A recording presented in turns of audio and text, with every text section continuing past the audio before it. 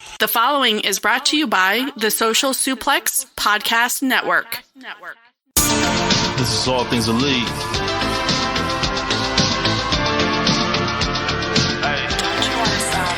Welcome back to All Things Elite. Load up the pod, man, it's on when we speak. Rich right here, let me warm it up for Austin and Floyd. Couldn't be no one but the boys. When it come to All Things Elite from the fan perspective, swear, man, it ain't no question. Hear from them first. Swear, man, they putting in the work. No, they had to get me for the verse. Social Suplex Network zone. Hours at a time in your headphones. Austin and Floyd on the microphone. Backing out on the rant, getting in the zone. Pulling up the show, give it 7 stars, you already know. Who else could it be but the show with the proclivity for positivity? I'm gone.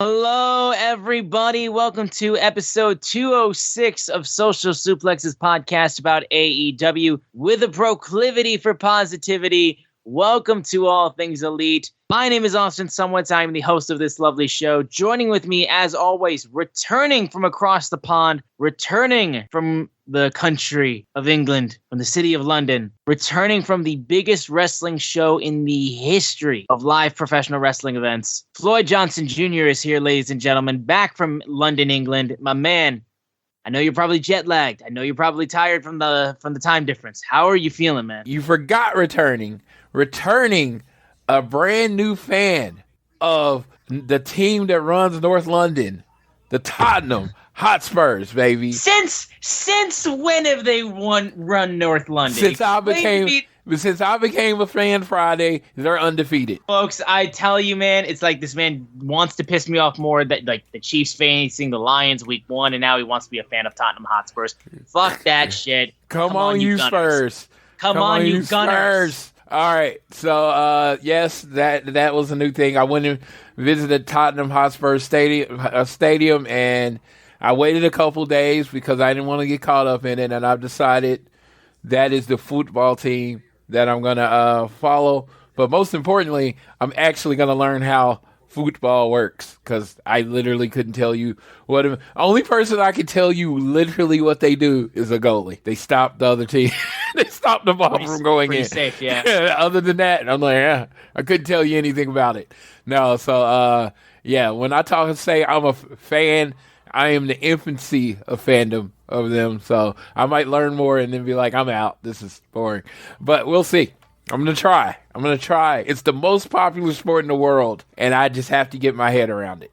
So, yeah, that was a great thing. But no, London was amazing. It's a great city. Everything's it's so funny. It's like America, but a little different. Everything's just such a little different, and it's just different enough to frustrate the fuck out of you.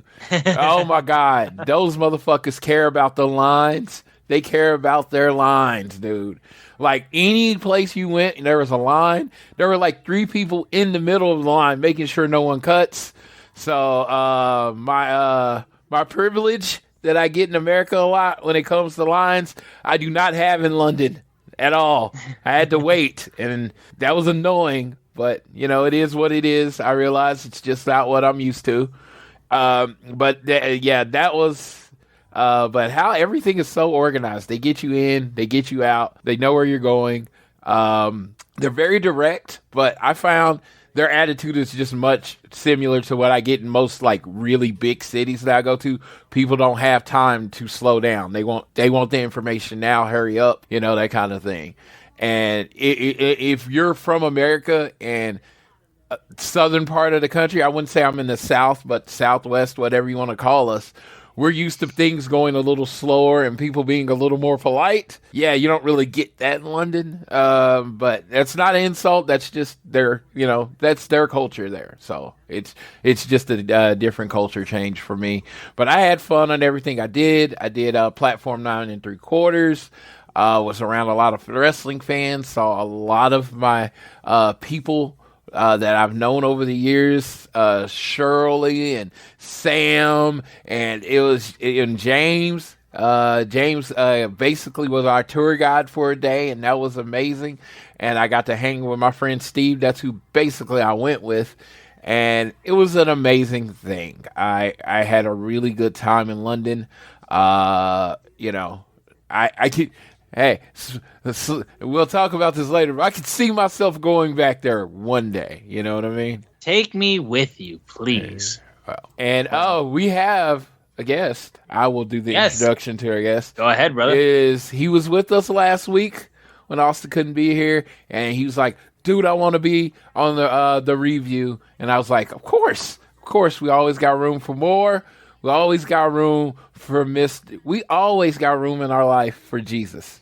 And Mr. J.R. Perez, how you doing today? Well, a few things. I remember talking to Mr. Floyd Austin Jr. last year during one of the biggest events in all of sports, the World Cup. And he's like, "Dude, please stop talking about soccer. I'm going to shoot you."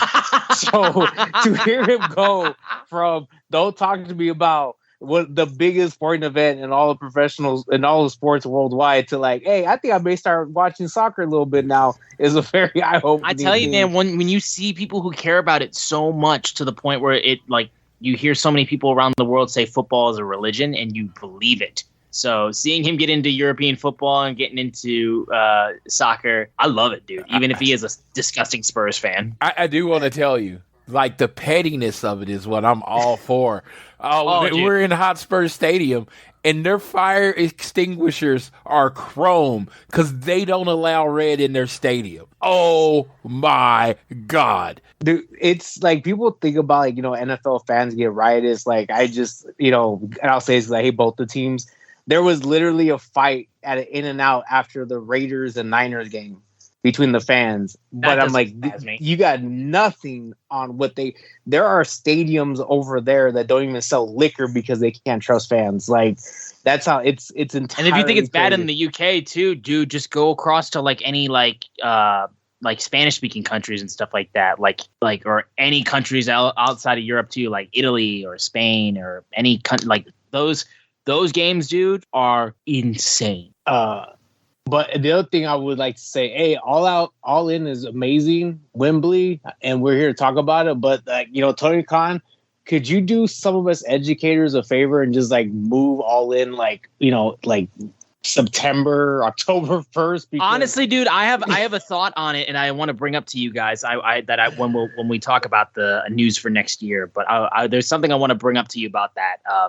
I'm just saying, dude, like All In and All Out, like, is literally like All In is the Sunday before our, like, today was the first weirdest thing in the world, dude. It's the weirdest thing in the world. It's like the two biggest events in AEW history. The All In Out, the Sunday before school, and then like All Out is like the weekend. Yeah, so it's like it's very difficult to try to make those trips work for some of us that work in education. Sure, dude. Sure. But no, well, I'll tell you what my thought process is about that. But we got a lot to talk about with the AEW All In review from London. Floyd, of course, giving you his thoughts from the show itself. Before we get into everything, though, right now, I think right now, like before we do our show, before we do our news of the week and everything like that, unfortunately, we did lose Wyndham Rotunda over the weekend. Back on Thursday, in fact, at the age of 36. It was an absolute shocking tragedy. We knew he was recovering from a COVID-related illness, and we were getting close to reports of him returning and eventually continuing his Uncle Howdy storyline. And then we got the news out of nowhere that he had passed away. And I was working. I was on the road when it was happening, and I nearly had to pull over. I couldn't believe it. It hit me like a ton of bricks. And we talked about it beforehand, and we want this to be, more positive light towards Wyndham. If you haven't seen the tributes that WWE has done, when they did the one they did on SmackDown, the one they just did on Raw as we're recording this as well, Becky Lynch gave an amazing salute at the end of Raw too that you should absolutely check out. But I guess we'll just go ahead and give our best memories and our favorite moments of Bray Wyatt, of The Fiend, of Wyndham Rotunda. And JR, are you cool if you go first on this? I just wanted to do this first before we got into the nitty gritty of the show. Yeah, when somebody that is very close to your age passes away, it's very numbing and surreal. Wyndham Rotunda, I did the math correctly in my head, was 51 weeks older than me.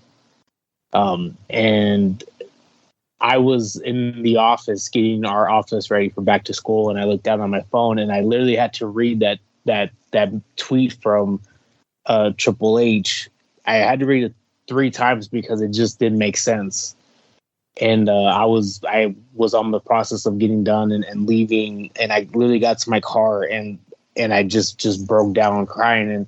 And people wonder, like, how can somebody that you've never met, have such an emotional effect on you? But it's 2 things. One, that all the 3 of us are here on this call, this podcast, because we love professional wrestling, and we, it's a big part of our lives. For me, professional wrestling my earliest memories goes back to when I was 3 years old, and at the age of 35. So for over 3 decades, I've been a professional wrestling fan, and some of the biggest, most important memories of my life is, around professional wrestling, things I've done with my family, my wife.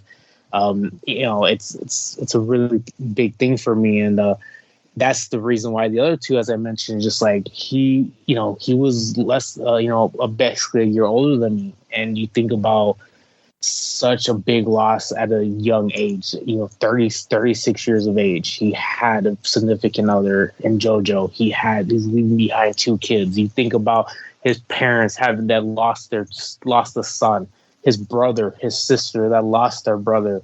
It's just, and you start thinking about your family, and you're thinking about, the most important things in your life, which is, for me, it is family. And it's just, it's a hard thing because you cry for them, and you give your deepest sympathies to them. And the thing that, a talent like Bray Wyatt had, just some of the memories, like, and I'm going to give 2 and I'll pass it on so I don't keep rambling, but like WrestleMania 31, when he wrestled The Undertaker, that was the first big wrestling trip and I took together. We were within the first year of our marriage, and we went to Levi Stadium, and seeing him wrestle The Undertaker as one of the big storylines. It was something I was really excited about, to experience Bray Wyatt in person for the first time. The next one, and it's funny because it's the infamous Hell in a Cell match with Seth Rollins. I made that trek up. They had just opened up the Golden One Center in Sacramento, and that was the main event. Was Hell in a Cell was the Fiend versus Seth. And I just remember seeing this, amazing entrance and this character and the match they had, and obviously the controversial finish and the fans, response. But I enjoyed it, and I took it for what it was and took it in stride. And I just thought this was a very great character. And then the last one was his last televised match. I think if I looked it up correctly, it was his only televised match. When he returned, was the pitch black match in San Antonio, and me and Floyd were there at the Royal Rumble, and just the creative mind that he had was very unique. And I really don't know if there'll be another person like Bray Wyatt in professional wrestling, because he was such a unique character.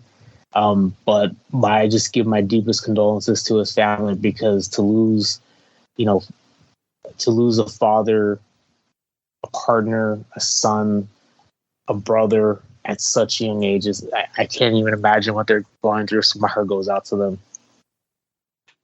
So my flight to London was 9 hours, and I was trying to really stay on top of my money for the trip. So I decided I wasn't going to get the internet for the 9 hours. So I just decided to pass on it. Had a good trip. The flight was smooth. Had a really nice lady next to me. Got a lot of sleep. I get off the plane, and I turn on my phone. And once I finally got it to pick up, I get a signal, because, I was international. It was a message from Tiffany. She's like, it sucks that you haven't had Wi-Fi for 10 hours, because the first thing you're gonna do is get messages about Bray Wyatt dying. And I said, in my head, what the fuck? And I literally started looking other places. It wasn't that I didn't believe Tiffany. It was just, I just didn't believe the words I had read. And yeah, I saw Triple H's post, and I saw people talking about in the group that Bray Wyatt died. So it's the first thing that I actually saw in London internationally was Bray Wyatt passed away. And my heart sunk because, you know, Bray, second generation wrestler. I mean, his name's Wyndham, after one of my favorite wrestlers. When I'm talking initially got into wrestling, I thought Barry Windham was the greatest athlete I'd ever seen. And in Rotunda, after Mike Rotunda, Varsity Squad, IRS, a lot of people know them for a lot of different reasons. And it was just like, you know, he was this next generation. He was in that same conversation with the DiBiase's and Cody's and all those people. I mean, he's not very much younger than Cody, to be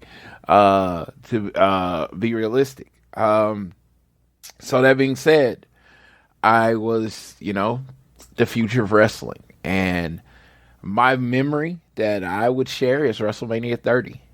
Now, you know, Jake Hart was saying at 31, that was him and Eva's first trip together. Well, 30 was my first trip back to WrestleMania. It was my first trip after my divorce. And it was my first trip after my mom died, less than a year before then. So a lot had changed in my life in a very, very short amount of time. And, you know, I felt like, you know what could fix it? You know what could do it is going back home. And for a lot of people, you know, home is a lot of places, but wrestling has always been home to me. So I went to WrestleMania, and WrestleMania 30, WrestleMania, and Undertaker's streak lost. That was all great, and that was all amazing, and those were all amazing moments. Actually, WrestleMania is probably the reason I'm back to being as big a wrestling fan as I am now. It was just such a magic moment. But that night, you know, I was very familiar with the Wyatt family. I was very familiar with Bray Wyatt. But for that night in New Orleans, I don't remember how many fans. There was 60, 70,000 fans. And his music hits. And all the phones go up. And it's like, doom, doom, doom, doom, doom, doom, doom. And you saw the Fireflies. And it got the whole world. It is 70,000 people yelling at 70,000 people just wanting this bad guy, quote unquote, to beat John Cena. And I think that was the moment I was back. Everything else that happened that night, I believe that was the moment that I was back as a wrestling fan. I was back to being myself. Back to finding out who Floyd was again. It was when I heard all of those people sing the song and have the flashlights. And that just showed me the power of professional wrestling and why I love it, the emotion and everything that comes along with it. And it was because of Bray Wyatt. It was because of Wendell Rotunda. It was because of his creation, his creepy cult leader from the swamps of Florida. And he did it, played it with such energy and such panache. And that was my favorite version of Bray Wyatt. And that night, that was like that one night where it was like, at that time, you know, before I was super into, you know, like everything that was going on in the back end, I was like, dude, this dude has to be John Cena. He has to. He's so hot. Everyone loves him. This is easy. He has to be John Cena. And then John Cena won the match. And then the next night on Raw, I'm sitting in basically the last row of the basketball stadium there. And I think it's called the Smoothie King Arena. And he was there again, and the crowd, and you know, the day after WrestleMania crowds was like completely singing for him, and they had like a tag match, and he did, you know, pin John Cena, and the crowd went crazy, and it was just like, to me, that was Bray at some of his best. I saw him as The Fiend wrestle Daniel Bryan in Houston. I've seen him wrestle a lot. I've seen him lose the world title to Randy Orton in Orlando. I've seen him wrestle. I've seen his, I believe, his last WrestleMania match. I've seen him a lot, and I will miss him. He was gone too soon. I wanted to see what he was coming through next because he was kind of like Jericho, that every time he came back, he reinvented the character just a little bit and made him somewhat more interesting. Sometimes it went over my head and I didn't understand it. I'm not gonna lie, but for the most part, when he was in his bag, he had the whole world in his hands. So follow the buzzards. Rest in peace, Wyndham Rotunda. Yeah, and then for me, my first experience seeing Bray Wyatt live was SummerSlam 2017 when he faced the Demon Finn Balor, which was a solid enough match. But again, the thing that you always notice with Bray is those fireflies. I feel like I saw Seth Rollins at a live event comment on that, where when he looks out and he sees people's lights up from their phones, he sees fireflies and he thinks of Bray and he thinks of Wyndham. And I'm right there with him. I'm right there with him with that mindset. I remember that match between him and Cena at Mania 30. And funny enough, I remember it too because my friend Jared, who is the biggest John Cena fan, was like a man on an island, basically, with him and his friends. Because he wanted Cena to win. All of his friends wanted Bray to win. And when Bray lost, he was rubbing it in their faces like you wouldn't imagine.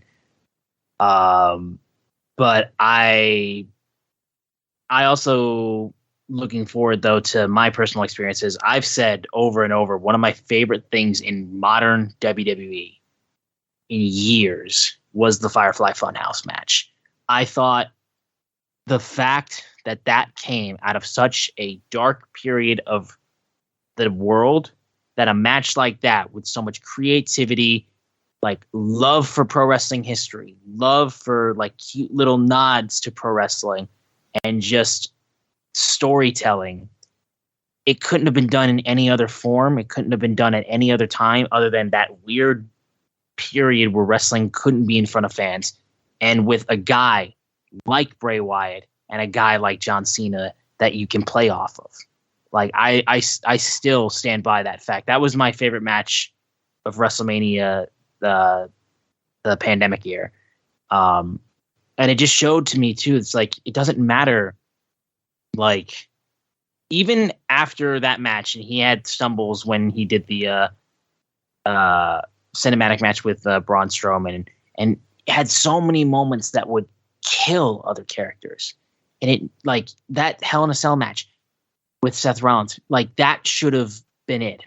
But it wasn't, because Bray was such an enigma, and Wyndham was such an enigma, and had a connection with an audience that was close to second to none.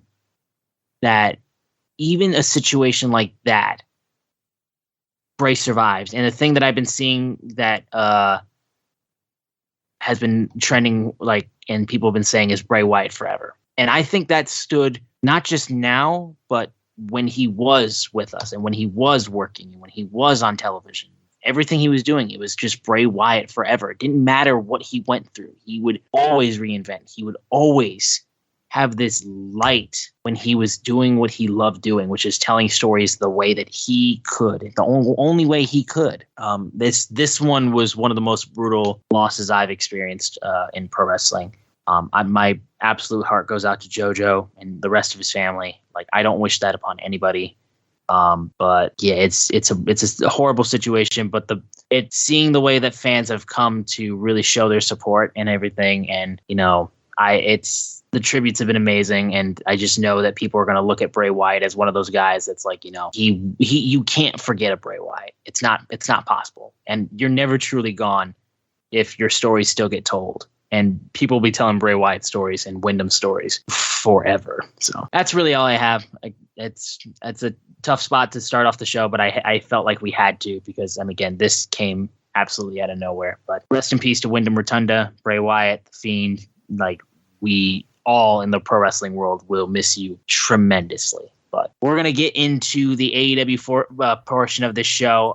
So real quick, and we have to do this, we have to chill real quick. So guys, we appreciate you guys listening to this show. if you could download it on Google or Apple Podcast, and if you listen to us on Spotify, wherever you choose to listen to us, please share us with your friends, family, coworkers, whoever you wish. You can also leave a rating and review and subscribe so you don't miss an episode. Follow us at AT Elite Pod on Twitter, at Social Suplex are the guys that make this show possible. You can check out all the other shows they have on their network. I'm at Austin Sumowicz, SZUMOWICZ, and Floyd is at Floyd Johnson Jr. on Twitter. And you can also follow JR at Lucha Professor. Now, the big news of the week was that at the conclusion of AEW All in London, they confirmed we're running it back. 2024, they're coming back to Wembley Stadium for AEW All in London 2.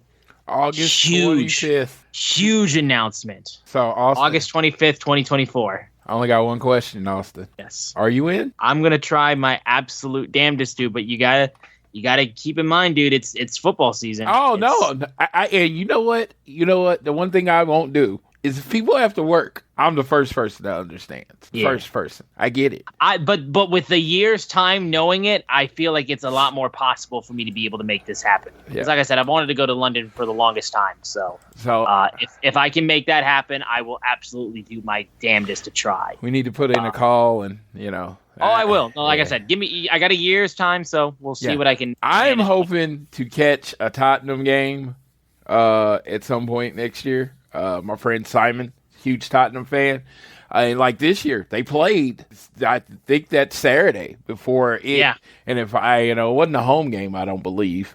But no, that was because that was the there was some trash. It was Bournemouth, and they won on Saturday. Yeah, it was 2-0, and it was on the road at Bournemouth. Yeah. So hopefully next year, within that period of time, they have a home game I can go to, because that's actually another thing that would shock people to know that's on my life bucket list is to go to a football. That's mine too, match. Dude. That's mine too. Yeah, just the passion and the fanhood that comes with it. I'm excited for that. So if you could make it, that'd be cool. And maybe we can go see Arsenal get smashed by someone, because That's not. We only get smashed by Manchester City. Blue greater than red, sir. That's all I know. Don't care. And coming from the guy that says Red Kingdom, dude, I can't believe you're saying so. I do not say Red Kingdom. I say Chiefs Kingdom. The song is called Red Kingdom. I say Chiefs Kingdom for life. So okay, whatever. But regardless, with the news of All In 2 happening in London next year, August 25th, 2024, I had an honest to God thought that I wanted to run by you guys, because of course we know this Sunday is All Out at the United Center. 7 days after All In, we have another AEW pay-per-view. Effing painful. It's painful, but I do think this is a one-time thing. I honestly think, and I want to run this by you guys, and I want you to tell me if I'm out of my mind for thinking this or if I'm onto something.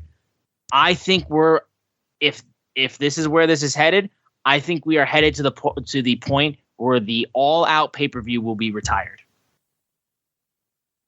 I think because All Out specifically, for the time that it was created, was linked to the Now Arena, formerly known as the Sears Center. It was the only venue they held that show, other than the pandemic where they were forced to hold it in Jacksonville.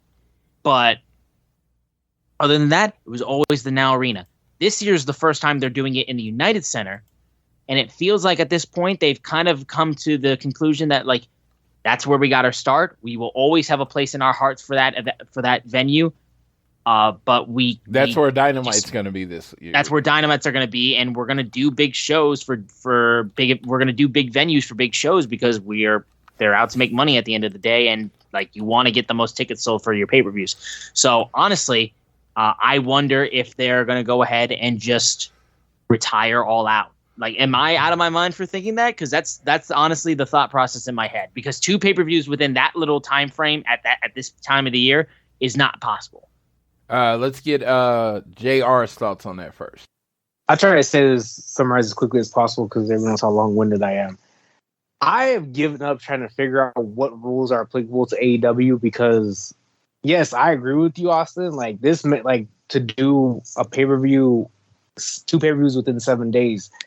I think I'm going to say just from a fan perspective of being home is a kind of a costly endeavor. I think people who are trying to make both shows, you have to realize one show is made for Europe. I'm going to say Europe specifically, because London is a centralized location for people to travel to. Like, I can tell you from experience, I'm sure I said this last week, I took a 3.5-hour train ride from London to Paris. I can't get out of California in 3.5 hours. So, like, that's why I say with London, it's to all Europe, whereas All Out is geared towards American fans, because obviously it's in America. So to try to make both shows, I think, is like, you're just doing that to yourself, to try to carry that burden if you're a fan and try to make both shows. As far as the cost of pay-per-views, yeah, it's $100 for 2 pay-per-views in 7 days. I will say this, for me specifically, technically both the pay-per-views falls in 2 different paychecks. So it doesn't matter to me if it's August 15th or September 15th. It's still a separate paycheck. Now, as far as, I think the bigger issue, though, is trying to plan like the storylines for both shows, because like obviously you're gearing towards All In, like, and you should, because that show was for 80,000 people compared to, I don't know how many tickets they sold because I'm not on Twitter anymore, but whatever they put so far for All Out and for the United Center. So as far as like you're saying, retiring it, yeah, like if this was WWE, I'd be absolutely, why are you doing this? But AEW, which we've all known, the reason why it was created goes back to the Elite has cultivated a dedicated fan base that supported the creation for which became All Elite Wrestling. So I think fans would be, because of their dedicated audience, would be willing to still pay for both pay-per-views no matter what. I think I would just say combined, if their pay-per-views average 150,000, each, that they would combine to do 300,000 total between All In and All Out. But I definitely see your logic, though. Like, it makes sense. It's like, hey, we're going to move on, but I don't know if they would like the potential feedback by getting rid of what was considered a traditional thing in Chicago to do every year, because tradition. But they go to Chicago every other month, dude. I don't disagree with you, but that has been the tradition, was going, hey, from 2018, 19, then 2021 and 2022, and this year is like we do All Out in Chicago. So I think your logic is very sound, but I try not to use like whatever rules we've learned in wrestling to be applied to AEW, because I don't think the rules apply to them. No, and let me say this. Rules do apply to them, but they're making their rules as they go. They're not going by WWE rules or any other wrestling rules they are doing what's best for their company, which is how every company should be run. Only thing I could think might happen with All Out is it get pushed back a week or moved up to somewhere more in the middle of the summer. That's what I could see with All Out, is that it get moved. But I don't like, the only thing is I was thinking moving it back, but then you run into the stadium show in New York. What's it called? It's a Grand Slam. Grand Slam. Yeah. So you push it back a week, you push it right into Grand Slam. So and then that affects with Full Gear. They're gonna have to mess with their schedule. I mean, they're gonna have to adjust their schedule. I think they'll adjust their schedule. I think they might end up moving it back a week and maybe moving Grand Slam to like the beginning of October or something like that. I don't know. I know they're going to do what's best, or they're going to just do a better job of planning this out. I was very clear. If you wanted to go, I mean, I think All In turned out great, but I always said the smart thing to do for me would have been make All In a love letter to professional wrestling. Have people from New Japan, have people from Impact, have people from all the wrestling companies put on an all-star show, maybe with 2 AEW focused matches, and then save the AEW matches to All Out. That's what I would have done. Because that's what All In originally was. It was a love letter to independent professional wrestling. It was like, anybody, if you're not WWE, come here and play. And actually ended up with a WWE signed talent on it, because Rey Mysterio signed, but finished his obligation with finished his All In obligation with his appearance there. So it was really a love letter for professional wrestling, and I think that's what All In should be. Maybe I know you're AEW and you have a brand to sell, but for this one event, 80,000 people, the Wrestlemania of your company, let's just keep it with the original intention of what All In was. All right, fair enough. Like I said, I wanted to just bring that up because it was a thought that went through my head, but it's really going to come down to what AEW ends up doing with their schedule anyway. So, dude, I would cry so hard if they got rid of All Out. I get it, dude. I get it. So we are. If I'm doing math correctly in my head, we are going into the 5th year of AEW. By the time we get to a Double or Nothing 2024, that would be we just finished the 5th year, right? Or were we entering? Someone help me with math. No, we'll be start. So this is the 4th year. Yeah. Somebody help me, please. Yes, next year. Okay. I try to help you think about this. Me and my wife got married in 2019. Next year is our 5th year anniversary. Okay, so we're in the 4th year. So after we hit Double or Nothing 2024, that would begin the 5th year of AEW for all intents and purposes. So the one thing I was going to say with that, we are entering, I think, a new territory for AEW because now that we've gotten a full 2 years post-pandemic, they're going to, I think Tony Khan and company is going to do things that is drastically different as they try to expand their global market to become a global wrestling promotion. So what AEW has been from 19 through the pandemic, 2021, 2022, and this year, I think is going to be different than where they plan a future. As I'm sure by the time we get to the show, there's more information that they broke at that press conference of new things that are going to be coming to show how this is going to be a different company than what it started as. All right. Well, I just wanted to bring that up. We can then move over now because Floyd has been promised 15 minutes of negativity. Now, again, we know he just came from London. He had a brand new experience in a brand new country. And, it wasn't all butterscotch and candy.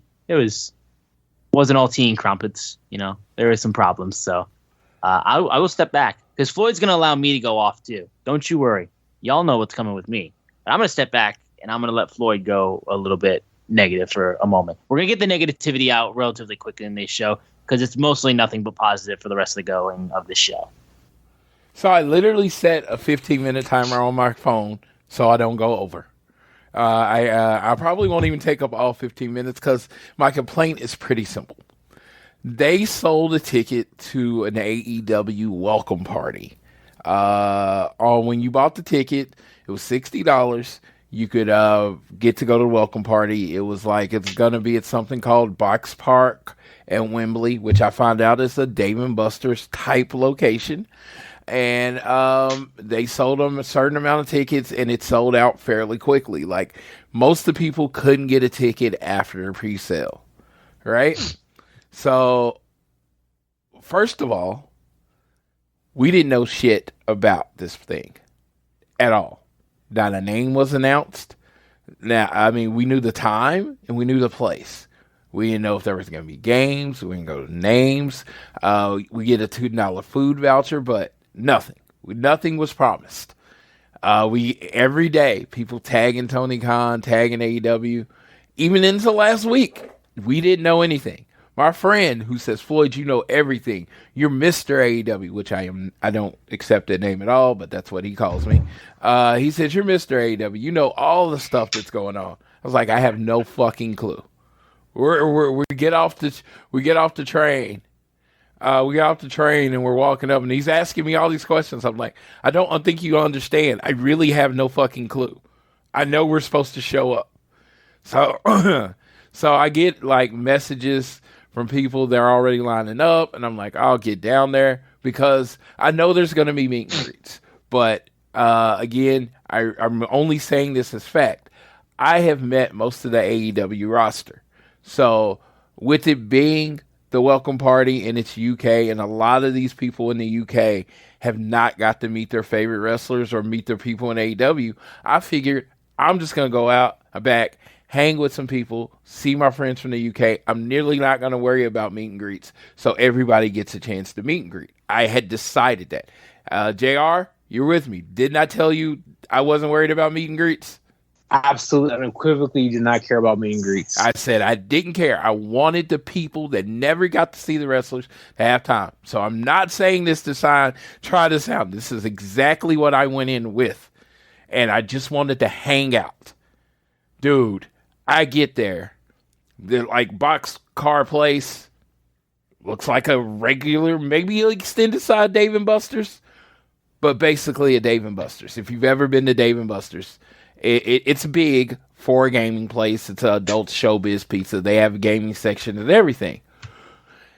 If you said, Floyd, how many tickets, if you want everybody to be able to fit in comfortably, eat, do the meet and greets, go around the thing, how many tickets would you sell? I said 500. I would have said 500 to 1,000.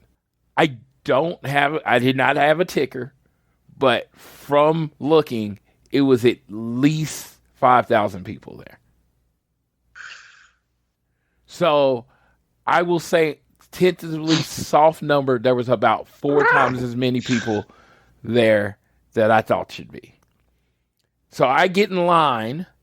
The thing starts at 10. We get in line at 9:45. Right? It literally takes us 2 hours to get in. The thing's only from 10 to 2.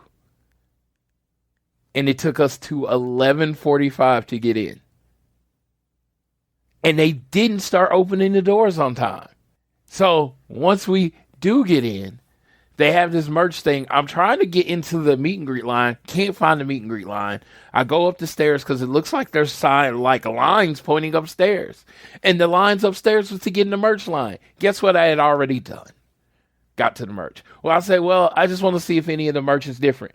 The dude says, the line's moving fast. Go back in the line. I was like, dude, it took me 2 hours to get in here. If I stand in this line just to see what's up there, just whatever's happening is going to be over. And I just, again, British people are different. I'm just different country. I got to play by different rules. He was probably just being direct, not rude. So I back off. I'm already annoyed because I've been in a line for 2 hours, right? So I get back downstairs, right? And you can't move. It takes me roughly 10 minutes to get downstairs because it is wall-to-wall people, right? Get downstairs, get to moving through, looking around, still to this period of time. This is Monday, Tuesday. I still can't tell you how to get in the actual meet and greet line. Still can't.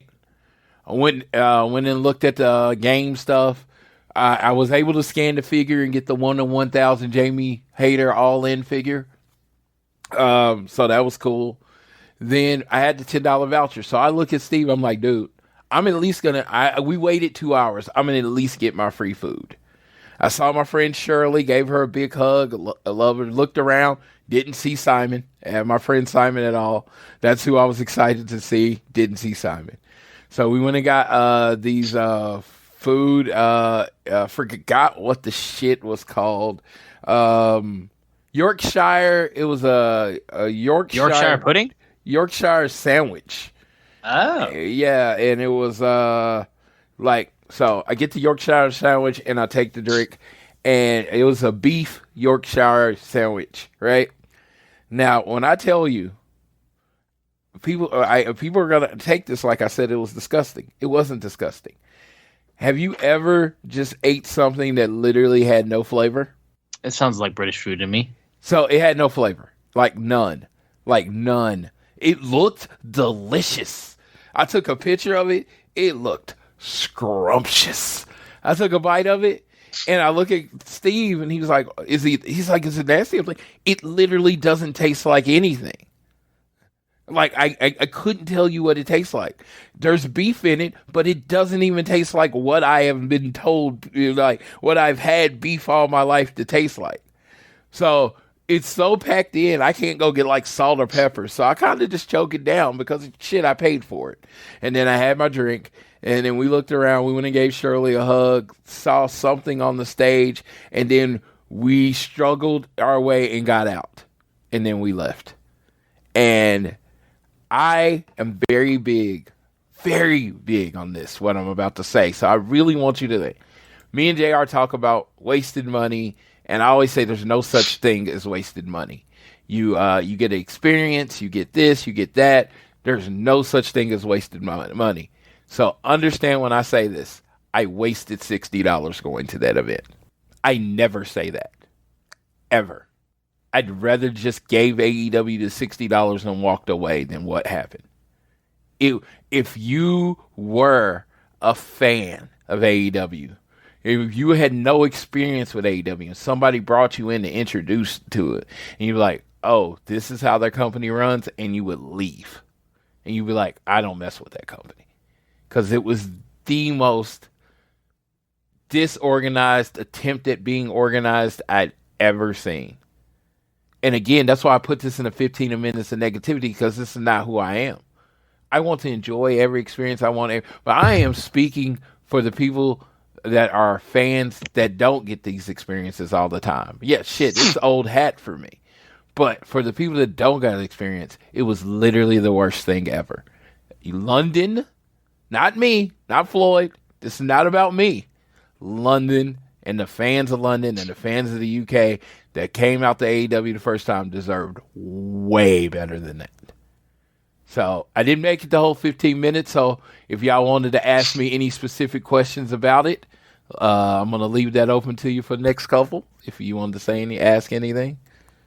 No, that does sound rough. I will say 1,000%. Dude, you could have met. I've been to conventions where shit is just not organized and things are just like, who put this together? Who allowed this to happen? What was the logistics going into this situation? And to me, yeah, you rent out a Game & Buster's style venue and you only have room for like maybe 500 to 1,000 people, and you book 5,000 plus for fans.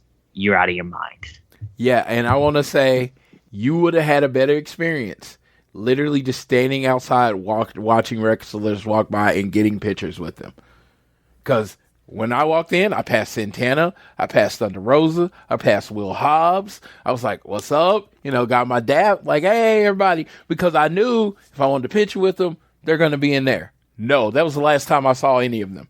Because that place was that packed. I was going to say, one of the best things about AEW is that it creates like that tight-knit, like kind of family community, because it's like, I don't want to say it's a mom and pop business, but it's like it's Tony Khan and people that are close to him that run it. What's one of the worst things about AEW is that it's a tight-knit family run company, because when you are trying to expand and become global, there are certain things you have to address. There's key contributors you have to bring in. So when you have 80,000 people for All In, you probably should, and you're doing a fan fest, you probably should book something like WrestleMania Access. And if you don't have that infrastructure to do, you probably should contract it out to somebody who knows what they're doing. And so that's what that screams to me, is like, you don't know what you're doing and you're trying to do something, you don't know what you're doing. And as Dusty Rhodes said one time to a wrestler, don't do shit you don't know how to do. So like, and I know they've done conventions there, because there's one I hear out every year called like For the Love of Wrestling that happens like after WrestleMania in England somewhere, or the UK. So there's obviously people that know what to do over there. They just chose to try to do something by themselves that went horribly awry, it sounds. So next year, either hire people in your marketing or events to do big events, or contract it out to somebody else, like they did for StarCast for All Out. My thing is, you knew how many tickets were bought. You knew how many tickets were sold. Like, even if you weren't expecting for that many, you've had months since that thing is sold out to adjust, and you didn't. You could have changed the venue. You could have done it outside, because this was like this open walk area. You could have just set up stations outside, and it would have been better than what I experienced. Well, what I didn't want to say, it sounds like either that or they didn't care. I didn't want to say they didn't care, because I don't feel like that's fair. Hey, you know what they did care about? Selling merch. They cared about selling merch. So. There were 4 merch stands out there. You can buy all the merch you want. Like, and then there was a merch stand in the building. If you wanted merch, you could get merch. And so I always say, man, they leave money on the table. They did not leave money on the table when it came to merch this time. You could get whatever you wanted. They had plenty. So yes, there's a little bit of positivity. I have thought about that. Like, we've been to merch stands and I was like, man, this is the most vanilla merch ever. No, they killed it on the merch. The scarves were awesome. They had a football jersey. I even got one. That's how awesome it was. They had pretty much every shirt when I was there on it. And yeah, everything was available. And they had plenty. And so you could get merch if you wanted merch. If somebody was like, I didn't get man, they didn't have the shirt. They either went to a different section where they might have sold out at that section, right? Or they like waited to really, really late in the night, because someone did ask me to get a football jersey, and I went really, really late after the show because I didn't want to get up during the show because everything was really far away from where we were sitting, and they didn't have any more. They only had like larges and smalls by the time I got there, so I wasn't able to get the jersey that I wanted. But yeah, if you went early enough, you would have got anything. All right. Well, that was rough for sure, and I apologize for you, Floyd, having to go through that.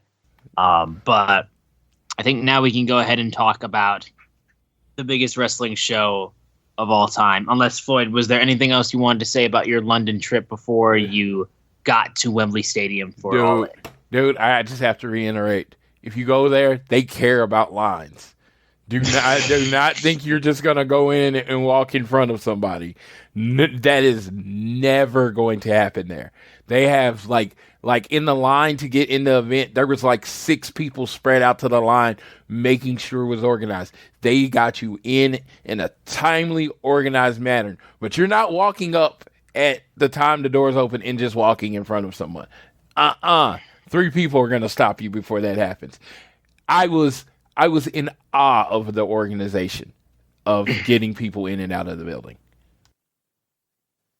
Yeah, I mean, I've never really heard the line thing, but like it's wild to hear that that's such a huge deal to them. I was about to say, you know me. I just walk in front at the beginning when the doors open.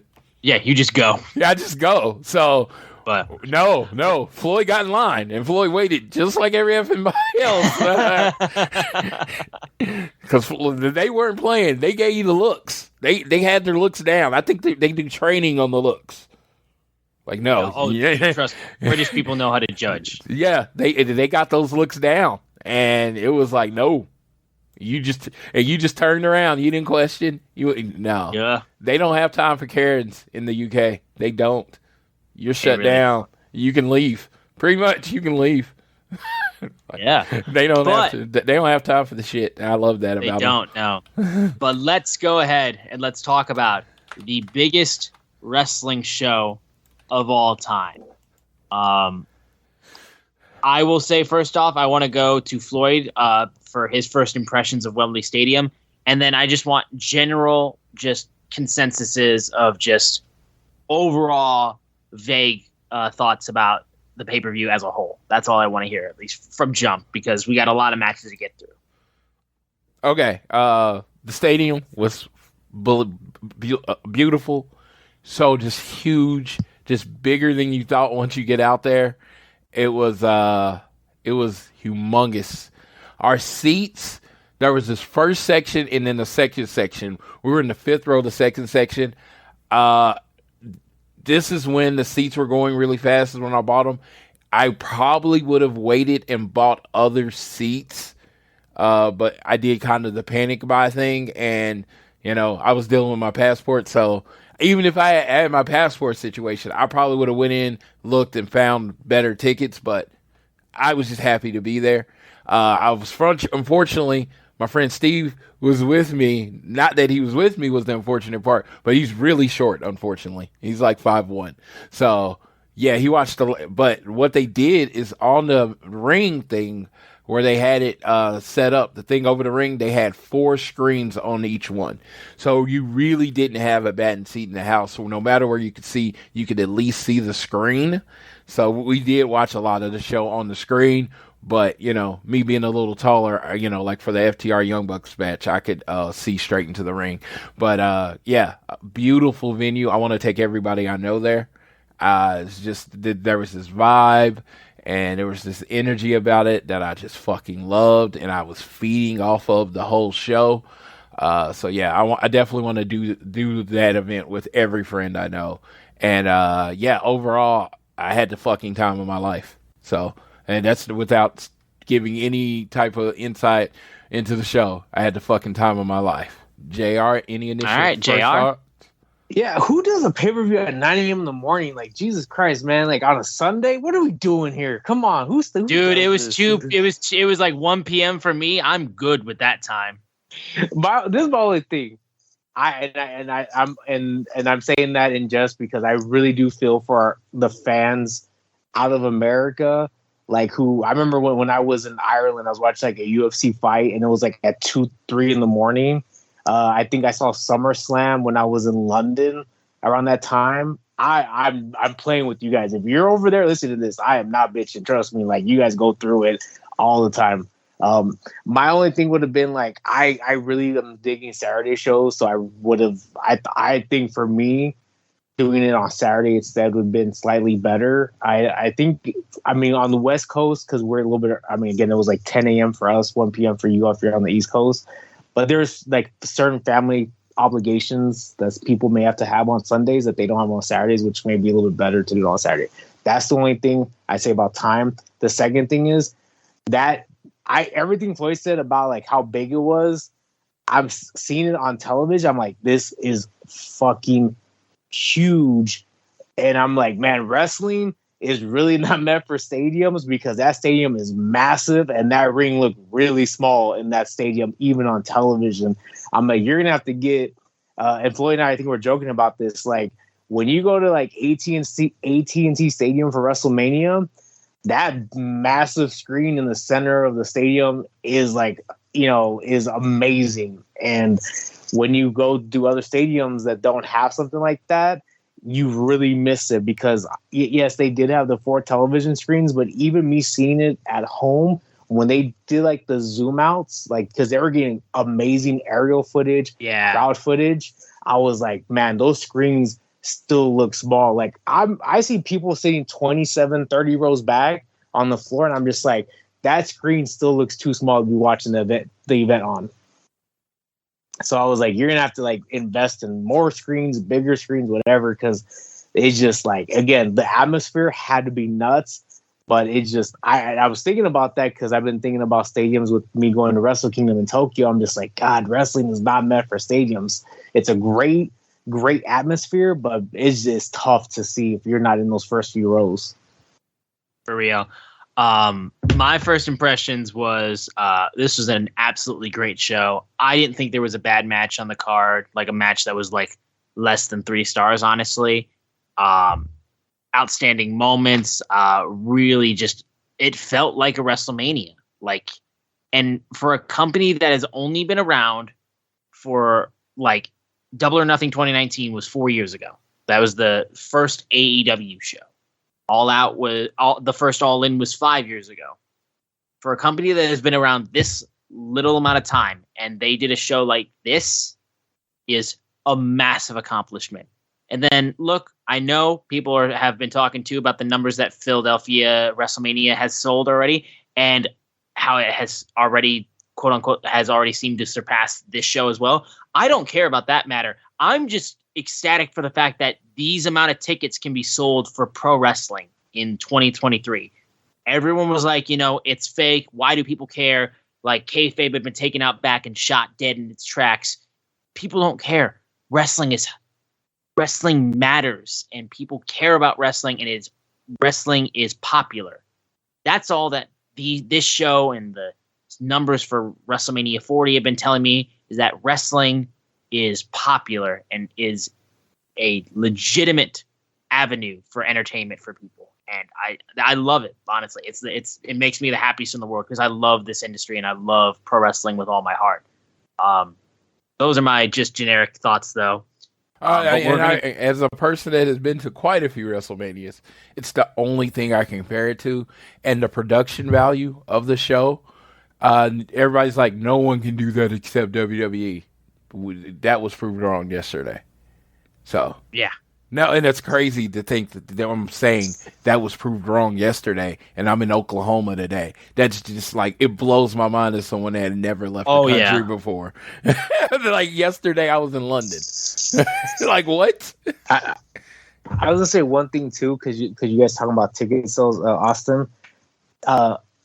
UK fans, European fans are extremely passionate about professional wrestling. So wrestling companies, both AEW and WWE, you probably should run there, a little bit more often, because they would do amazingly. I'm glad AEW is going back for All In 2024, but they want this. They crave this. They need this because they are so passionate and they thirst it. Like, if you do this once a year, I don't see, and especially if there's certain logistics you have to like keep in mind. Like, you probably shouldn't go crazy with raising ticket prices and things like, and probably build strong cards. But you would probably do 80,000 every year in Wembley if you do it correctly, because they want this type of event. Like like Floyd mentioned, when we did it before, you only get one shot doing your first time, but you can be successful very well and do amazing ticket sales by doing this once a year for them, because they want this. Like I said, it's not just London and in England and the UK. It's all of Europe that wants something like this. Yeah. Well, just international wrestling too, whether it be the Puerto Rico show for WWE, whether it be this show for AEW, like the want and need for international wrestling is so high. So I hope that we just get to see more pay-per-views in different countries. The press conference, they mentioned AEW doing a show in Mexico or Puerto Rico or just a Latino focused area. And Tony Khan was absolutely game for it if the circumstances were right. And I'm, like I said, I love having wrestling shows in the States. I get to go to a lot of them because of it. It's very nice. But also, I know how passionate other wrestling fans are outside of this country. And they deserve to get big shows too. So I'm all for just the growth of international wrestling, though, for these companies. But let's get into the matches, though. We start off with 0 Hour and the Ring of Honor World Tag Team Championship match, Better Than You, Baby. Before their main event matchup for the AEW World Championship, we're facing off against Aussie Open for the Ring of Honor World Tag Team Championships. We got another fun Better Than You, Baby tag team match, which featured a lot of stuff from their previous matches that they've done. A lot of fun comedy elements, a lot of shenanigans. The kangaroo kick fucking nearly blew the roof off of Wembley Stadium, and the show had just started. It was hysterical. And shockingly enough, Better Than You, Baby won. We all thought that they were going to lose and it was going to set up for what would happen in the main event, but they are your new Ring of Honor World Tag Team Champions. It was a fun match and definitely the match that you want to use to open the show. And the only thing else that came before this, I will say, was that they got Grado on the show. They got Paul Wyatt on the show to knock out Jeff Jarrett, and they got Grado on the show. So honestly, that was the only thing that came before that. Shouts out Grado. Whoa. UK's on Olympic. Absolutely. No, I'm not trying to pass over Grado. No, you pass over Go-Go. He's not on TV. I don't give a fuck. Anthony Ogogo. Hey, the only Olympic medalist in this ring. Put some respect on his name, okay? Don't put him and Paul Wyatt next to a scale. Oh, yeah, that didn't turn out well. Bro. Yeah. That just give me flashbacks now. Yeah. Bro, whoa, that was rough. Oh, that was rough. That was a cheap shot. I'm sorry. I was never a Grado guy, so whatever. Anthony a go-go. Grado for life. I'm Grado all the way before I'm a go-go. I'm sorry. Yeah. Well, yeah.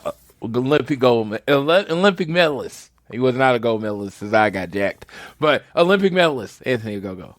But yeah, that happened. My thoughts on the tag match. It's the only result of the whole evening that got me upset. Oh yeah. Come on, have we not been friends long enough? Real tag teams over everybody. The fact that you're gonna take but Floyd, they have a name. That you take this makeshift 2-month-old tag team and put them over one of literally the best tag teams in the world. Aussie Open. Aussie. Oi, oi, oi. Oh my God. Like, literally, the matches. One of the few UK's own that didn't win. Well, they're from Australia, because that's why they're Aussie Open. Yeah. Just throwing that out there for you, sir. I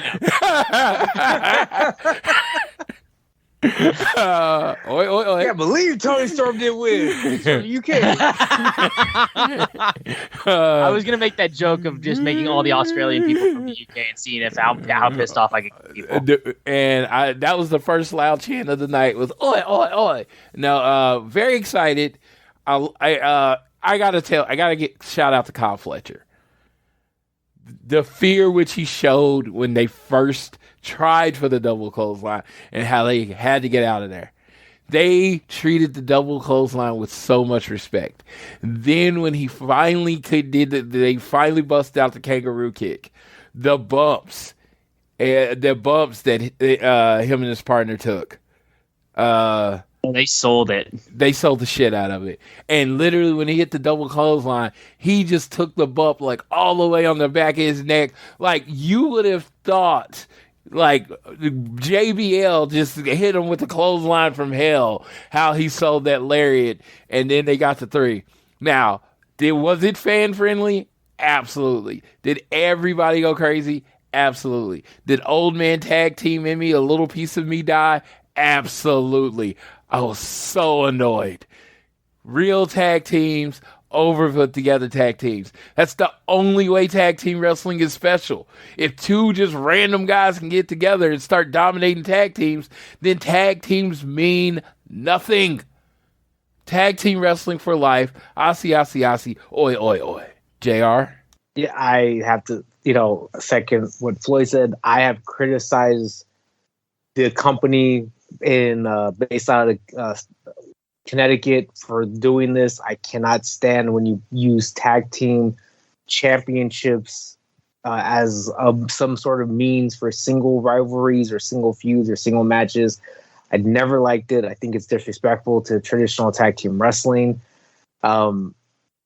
With that being said, I thought it was a great, fun match. I think all 4 men put on a heck of a performance. I really enjoyed it up until like the finishing, the ending, because it's just, again, it was like, why? I don't get it.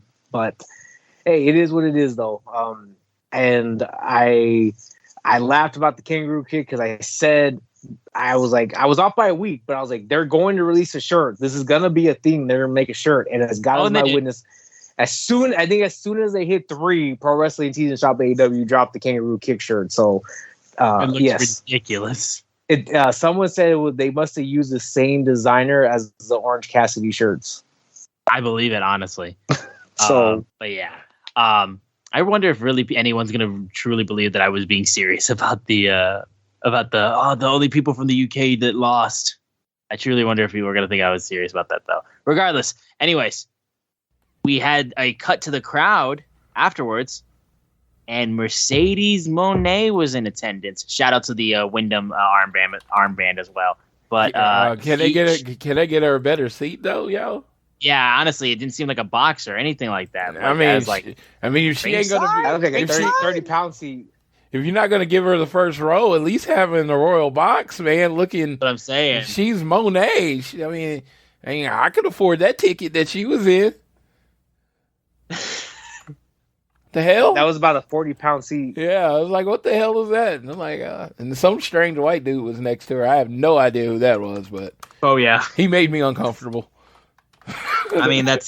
Look, strange white dudes next to Mercedes, that doesn't seem out of the ordinary. Yeah. Like, people are weird around her. But final match of 0 Hour. The FTW Championship match between Jack Perry and Hook. People don't care about this match. They only care about one thing. Floyd, I'm going to start my 15 minutes at this point, honestly, for real. All right. Well, we should at least go over the result really quick. You do that, bro. You do that. Yeah, okay. I'm setting up my timer. All right. So Jungle Boy and Hook came out. Hook, everybody reacted the way they were supposed to. Jungle Boy was the heel. I thought, to me, as a person that has not been that big on Jungle Boy, I thought this was some of his best, most believable heel work, and how they used the car. And during the match, he decided that there was a spot with Hook on the glass, and he's like, this is real class. Cry about it to the screen. And this was in reference to a story that came out.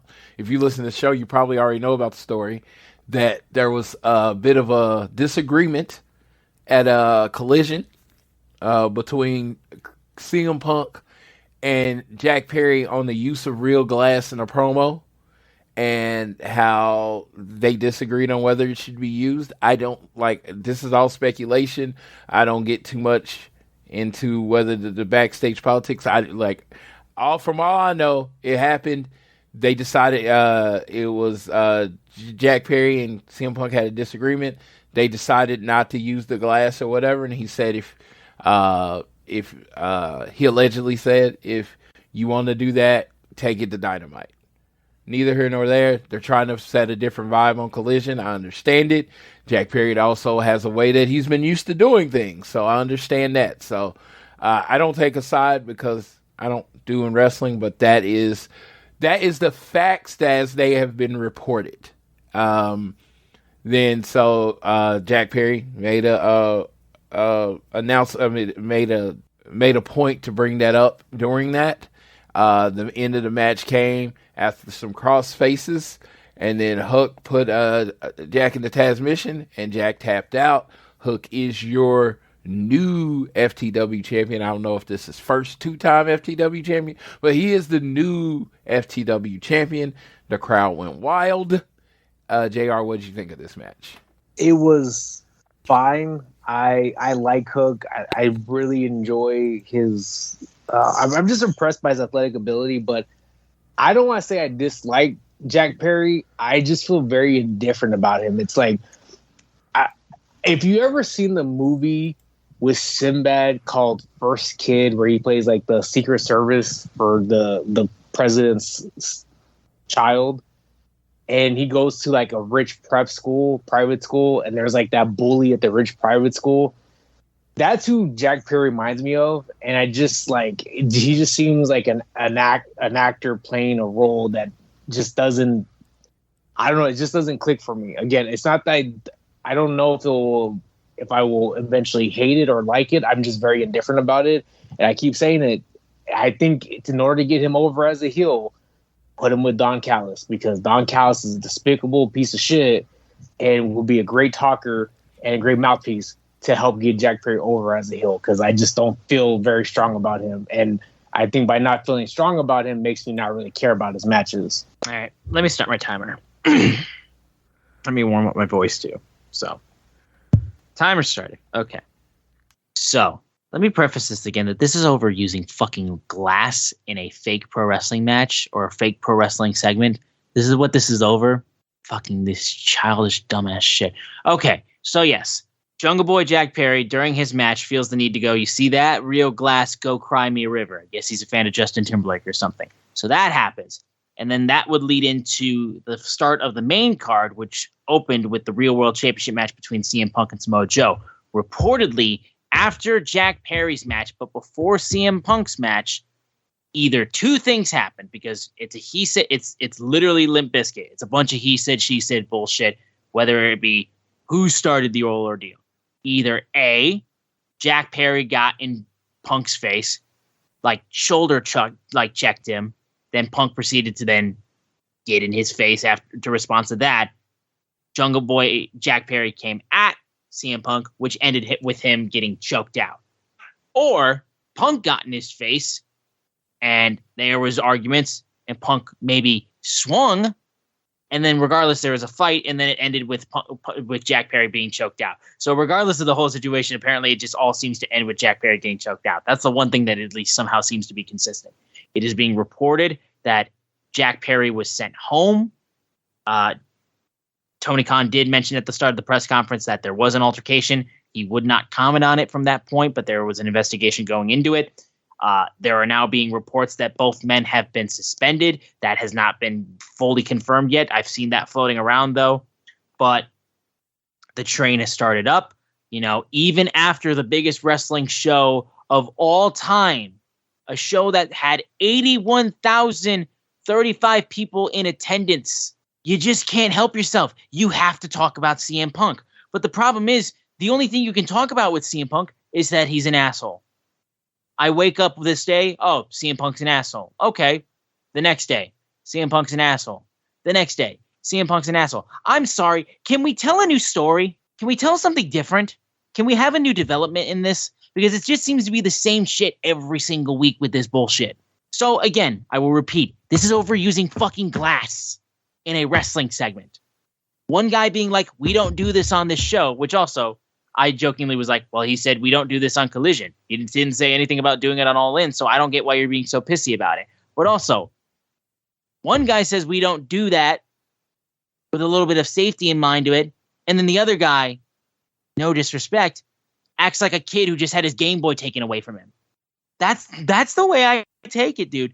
And at the end of the day, with the stories that are being told from one side or the other, you know what it all began with? You taking time out of the biggest wrestling show in the history of this industry to talk about fucking internet drama bullshit during your match. You were the one that went out there and said, you see that real glass, go cry me a river. Instead of focusing on your match and telling a story, actually, and doing something with your match. You wanted to make it an issue. So again, as I've said before with this situation, y'all continue to want to fuck around and find out like you don't know how this is going to end. Like I said, you poke a bear and it bites you and you get mad that the bear bites you. Don't poke the fucking bear. I've said this over and over. And again, the cycle continues. It just continues on a different day and with a different person and with a different type of thing that happened backstage and a different thing that people are arguing about. Like, can we do something different? Like, there's nothing new out of this. There's nothing new out of this. And I'm sorry, but Punk and Joe showed you in their match why they are here, why they do the things that they do, and why they do it better than anybody else. People still are talking about Punk and Joe's match because they didn't do a ton, but they still killed it. It was literally one of the best matches on the card. I don't feel hyperbolic in saying that. Call me a fanboy if you want. I really don't care. But that was one of the better matches on the card. Like, it would be at least top 5 for me. At least. But you get mad because you can't use real glass in your stupid fake wrestling segment, and then you get pissy about it, and then you get mad enough to get into somebody's face, and it ends up becoming a fight. Like, there's no reason why there should be a fight about this. And the reports are coming out now that basically Punk is getting, like, so frustrated. It's like, I hate it here. Saying things like he thought about, like, legit quitting again. And again, so it just seems like another situation of I'm hurt, I'm old, I'm tired, and I work with fucking children. So again, we're back to fucking square one. And there just seems to be no communication. There seems to be no, like, settling shit. We're in a world right now where we are literally, like, the way that I saw this whole ordeal happening was that the Collision keeping CM Punk away from the Elite was just a temporary situation. So that way we could eventually get everybody in a room, talk, and then settle it. And then just get to the point where we can do business so we can do CMFTR versus the Elite. Because I will say this again. If you are bringing CM Punk back, you are doing this feud. And if you aren't doing this feud, you don't bring CM Punk back. I say that as a guy who loves CM Punk and loves the fact that he's still on my TV wrestling and he's still good at it. But if you're bringing CM Punk back, you're doing this feud or else you're wasting everybody's time. This is what everybody wants to see. And it just seems like we're not getting anywhere. Because I'm sorry, TK is way more comfortable with just placating everybody and then just closing his eyes and pretending like there's no problems anymore. All Punk's on Collision, all the Elite are on AEW. It just seems on Dynamite. It just seems like we're all square and good. We're not. The Young Bucks still have not talked to them And there's nowhere closer to meeting in the middle about this so we can do this feud. And again, we are building towards a CM Punk heel turn. You can tell me that he's going with the babyface run all you want. This is building to a CM Punk heel turn.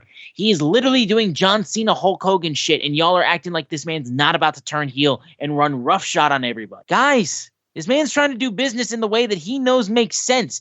Him being a heel, the Elite being baby faces, and then this becomes the hottest feud in pro wrestling, and he gets to be the best version of CM Punk, which is a heel, badass, dickhead CM Punk. This is what we are trying to do, and it just seems like we're just stuck.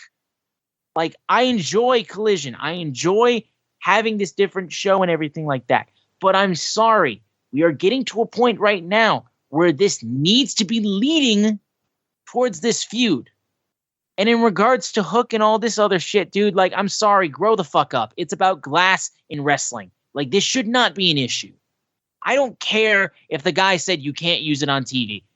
Bro, you go to the other company, they will give you so many more rules about other shit that you can't do, and I'm sorry, it's their rules. They didn't let you do pile drivers in WWE for the longest time, and it was just one of their rules. Was it stupid? Sure. But it's rules. And it was about safety. Maybe a little bit too much over the top, but like that, at the end of the day, using real glass in a wrestling segment is about safety at the end of the day.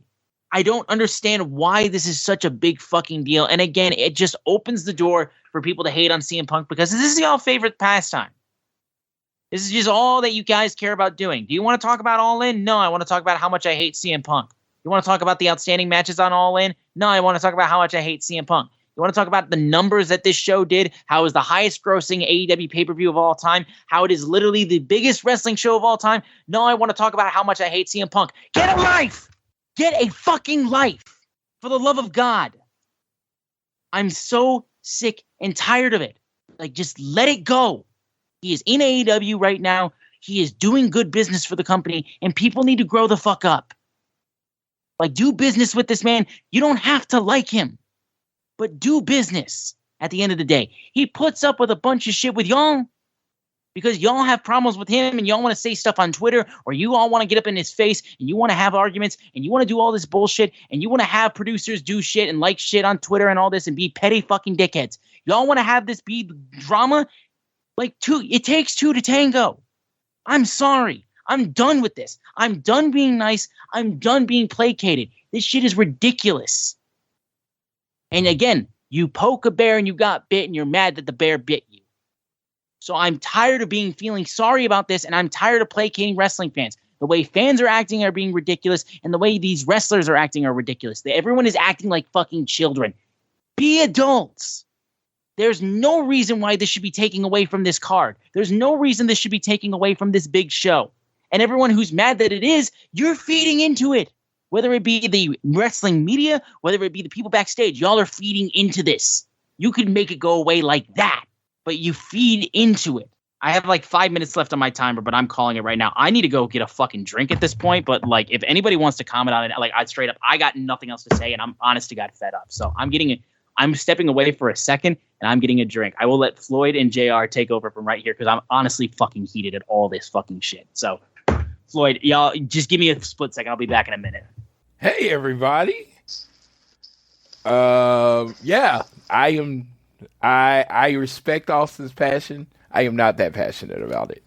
I realized by earlier being on the show, I don't think I really have any influence on anybody, but just in case I do, when I used to play along with the CMFTR, the Elite feud, and I was on one side or the other, I just in case someone took me seriously, I doubt it. I doubt that I affect anybody else's feelings on wrestling. My thing is this. I am big on get the fuck over it and wrestle. I mean, honestly, this was the easiest thing in the world to control. After the show, you say, hey, Jungle Boy and CM Punk got into it in the back, Based on this off-screen altercation, we got CM Punk versus Jungle Boy next week on Collision. And you go there, and everybody just thinks it's a work, and everybody moves on. This is this has been wrestling forever. And like I said, it's just like, it's a part of wrestling that I used to when I was 15, 16. I used to crave to know all this information about wrestling. But now that I'm older and I just want to enjoy wrestling, this information is so dumb. I don't care if they like each other. I don't care if they use real glass. Just go out there and entertain and do what you're paid to do. Do what you're better than anybody in the world at doing. What you were, some people feel they were put on this earth to do. Do that. CM Punk, oh my God, when that match with Samoa Joe was starting and I watched it and I was like, oh God. I had kind of started doubting Punk and his abilities and saying how he had lost a step. And then him and Joe go out there and put on that really, really good match. And I really, really enjoyed it. And we got a 3 and he played to the crowd and he was playing them like a fiddle with the emotion. And it was great. And that's all I want to think about. I just want to live in that. I don't need the backstage information anymore. I know a few people backstage now, and because of that, I really want to stay away from the backstage stuff. I don't even want to talk about it, because now when you're talking about it affecting real lives and real people, and that's not what I want. I just want wrestling. I want to turn it on, TBS on Wednesdays, TNT on Saturdays, Rampage. I just want to turn on and watch wrestling. And if these people get along or not, I don't care. I imagine my favorite NFL team, the Kansas City Chiefs, I imagine that there are people on the Kansas City Chiefs that don't get along. And I don't care. And I still don't care. I don't care if CM Punk likes Jungle Boy, or Jungle Boy likes CM Punk, or the glass thing. I don't care. If you do, and it affects how you care about wrestling, I am sorry. I am sincerely sorry. Because wrestling is the thing I probably love more than anything in this world. And I would hate that it would take away from your joy in any way. Anyway. But dude, I can't care about this stuff. I used to do it in a joking manner, and I thought it was funny. It was just funny to me, I guess. This shit is stupid. It is beyond stupid. I wish I could look these grown men in the eye and tell them how stupid it is. But you're allowed to feel the way you feel. And I will say this. Like I said, I'm not on the Punk side. I'm not on the Young Buck side. But really, a lot of this stuff seems like it's Punk kind of being the way he is. Someone starting shit and people not liking how Punk react to it. And that's what it seems like it is to me. I don't know. I don't know anything. I don't ask. I don't know because I don't care. JR, any thoughts? The only thing I would say is CM Punk, I feel like we've known this for about a decade, is extremely outspoken. And if he feels that he is right, he's going to speak up and say if he is right. I think that's a fair assessment based on everything we've heard going back to when he walked out of WWE in January 2014. So with that being said, him coming into AEW, and in his mind, he's like, look, there's this great company called AEW, and they have a lot of potential. They're doing several 100,000 on TNT. They have doing 100, 125, 150,000 pay-per-view buys, do good merch numbers. If we do certain things, we could grow the audience. So in his mind, he's like, I don't want to speak for CM Punk, but it's like, hey, if we do this or we do that differently, he's using his experience working in a major international wrestling company previously to see what they can do. And within reason, because obviously you don't want to just turn everything upside down. But again, this is what he is. In fact, you all, many of you were coming to his defense. It's like, man, that WWE was a shit company to work for. And he said all that. So he is, again, doing what he does, and you just don't like it because he's going, the beef is with the elite. And in turn, now seems like Jungle Boy is a part of that, and Jungle Boy is friends with the elite because they all win that PWG, LA, SoCal wrestling base. And I think at the end of the day is, you blame CM Punk, and that's fine. You have your right to. But I look at it a different way as somebody who basically is, in my realm, a manager. This all falls on one person. It's Tony Khan's sandbox. And he sets the rules and he sets the way that people play in his sandbox. And until he puts his foot down, there is no one else to blame except Tony Khan, because he could very easily squash this. He's choosing not to. So to me, it's either he's the greatest promoter of all time because this is all some elaborate work, or he is extremely inept at managing and needs somebody to help him. I don't see how there's any two ways about it. So that's all my thing is. Okay, and I only ask one follow-up on that. One follow-up. I mean, as a manager, you say he's the only one that can stop this. He can squash it. How? How do you make grown men get along? Oh, I mean, you literally say, this is what you're going to do, or you can seek jobs elsewhere. Because that's where it's boiled down to. It's literally got to this place of where if you cannot you two cannot even be in the same room with each other, somebody has to leave. Like, I mean, it's really what it's come down to, because you're saying you can't wrestle on Wednesdays, you can't wrestle on Saturdays. Now, this guy can't be on Saturdays, he has to be on Wednesdays. You can't even be in the same room with each other. You can't even be in the same hallway with one another. That is a very toxic work environment. So there may be grown men, but all office places have grown men and grown women. So it's like either you respect one another and be professional, or you seek employment elsewhere.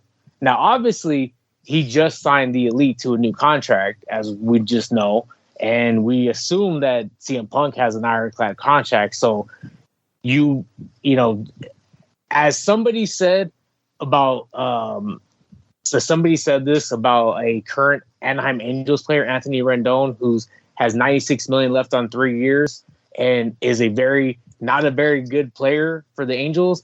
You just fucking eat the money and send him home.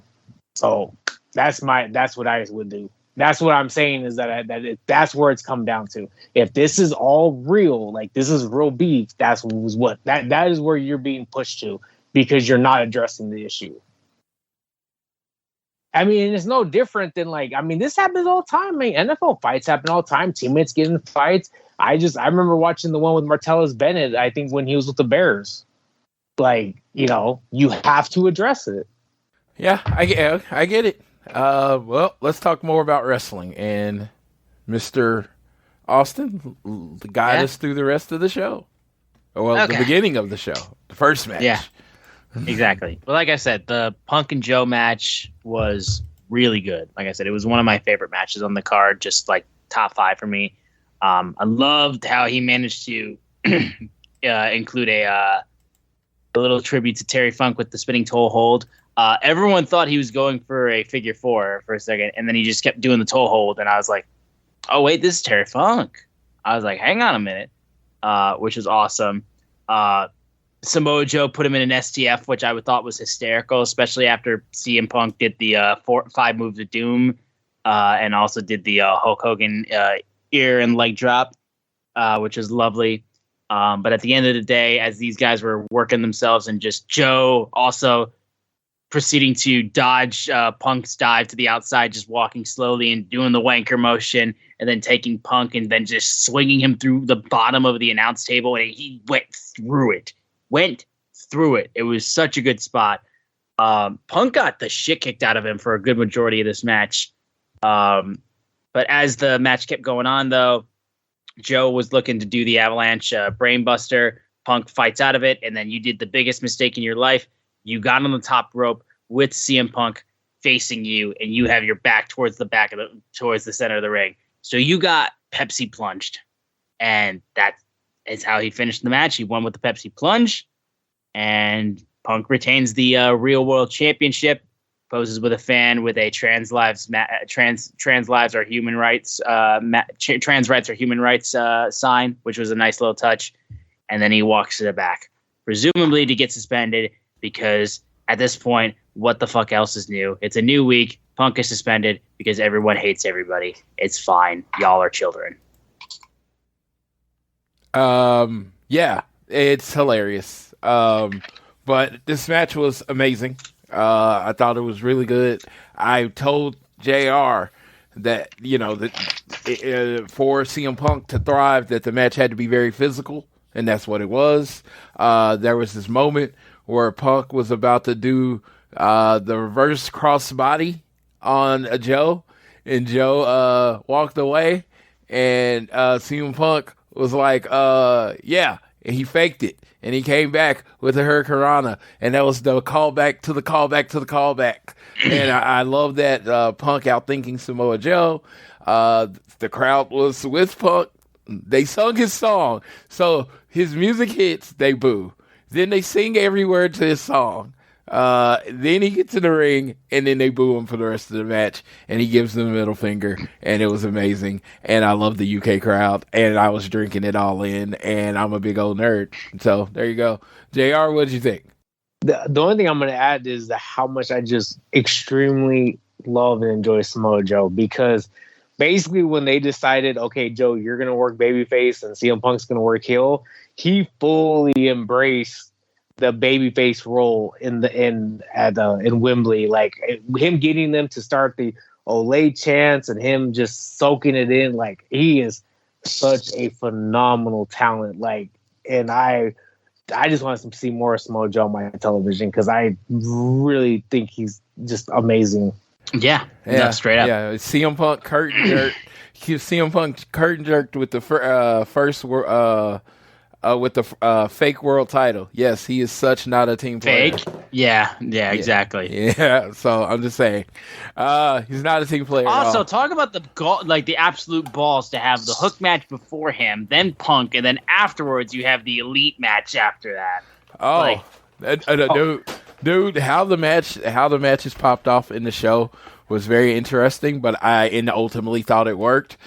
This match going on first, I was like, you had. Oh no, it was honestly like this was where I wanted the match to be. Honestly, you had two strong entrances, and with that crowd, you needed something to completely keep them into the show, and they were amazing entrances to start. I like I said, I love this match. It's like I said, I've always been very clear about not having sides. I think a lot of stuff has been overblown about both sides. So, who cares at that point? But shout out to Punk. I am just saying, the man will do business when it's need to be. He might be difficult to work with. Like I said, I don't know. I've never worked with the man. I don't work in wrestling. I just talk about it. But he seems to be able to understand what the crowd wants and feed on it based on it. And this was a fun match, because at the end of that match, when he hit that Pepsi plunge and that 3 hit, they popped. Oh, yeah. You can't tell me they didn't pop, brother. They popped. And he kept the title. Okay. I was going to say, so CM Punk, this is the second pay-per-view. The first one at Forbidden Door, he was second on the card, and now he's first on the card. So, yeah, I'm just saying, people are not one thing. That's what I want to keep saying. That's what I keep telling people. People are not one thing. But that doesn't fit people's narratives. Yeah, people are not one thing. This dude can be a dick sometimes and an angel other times, and he can be trans lives matter to other times.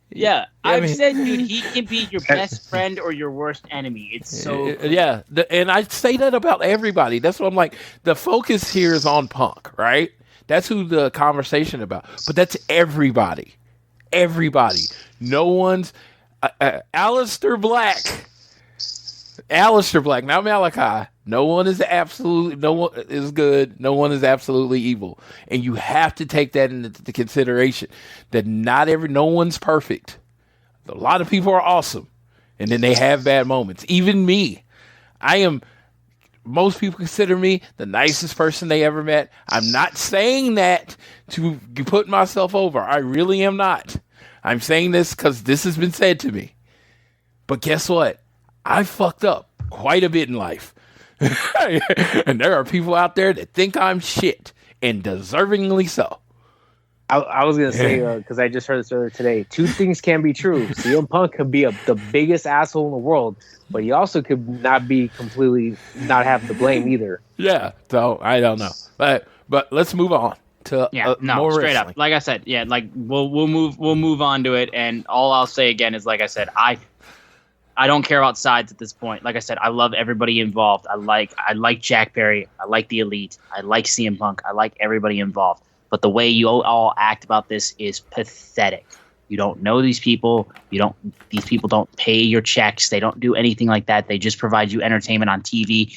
It doesn't matter what they get involved with backstage, which is not privy to us. So let all of this shit fucking go. It's all right. Next match. Next match. I'm sorry, dude. I've been so mad. It's week after week with this shit. Yes. Week after week. But we can't ask people to let it go and then not let it go. Yeah, so we got Bullet Club Gold and Takeshita. Yes. All right. Golden Elite versus Bullet Club Gold. Kenny Omega, Hangman, and Kota Ibushi versus Juice Robinson, Jay White, and Konosuke Takeshita, with Don Callis at the broadcast booth for this match. I mean, dude, I got to see Ibushi and Jay White in the UK just beat the living shit out of each other. It's like I was watching a New Japan show in the UK in a little bit. And this match was a lot of fun. I thought there was some crazy spots in this one. Hangman was able to get a lot of juice, just being able to run all over the place and knocking everybody down.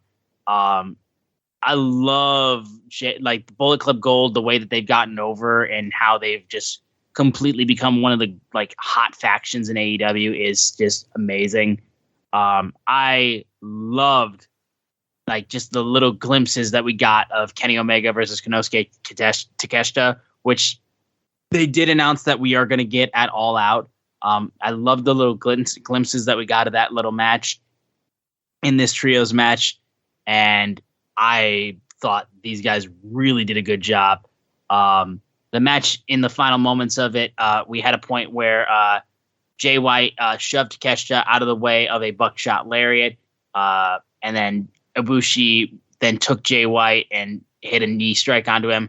But as it kept going on, though, it looked like Takeshita was going to get Ibushi and knock him down. And once things started going on, Jay White goes for a Blade Runner on Kenny Omega. He hits a few V-triggers. But then Takeshita, though, proceeds to come up, roll up Kenny Omega, pins him, and gets one over on Kenny Omega.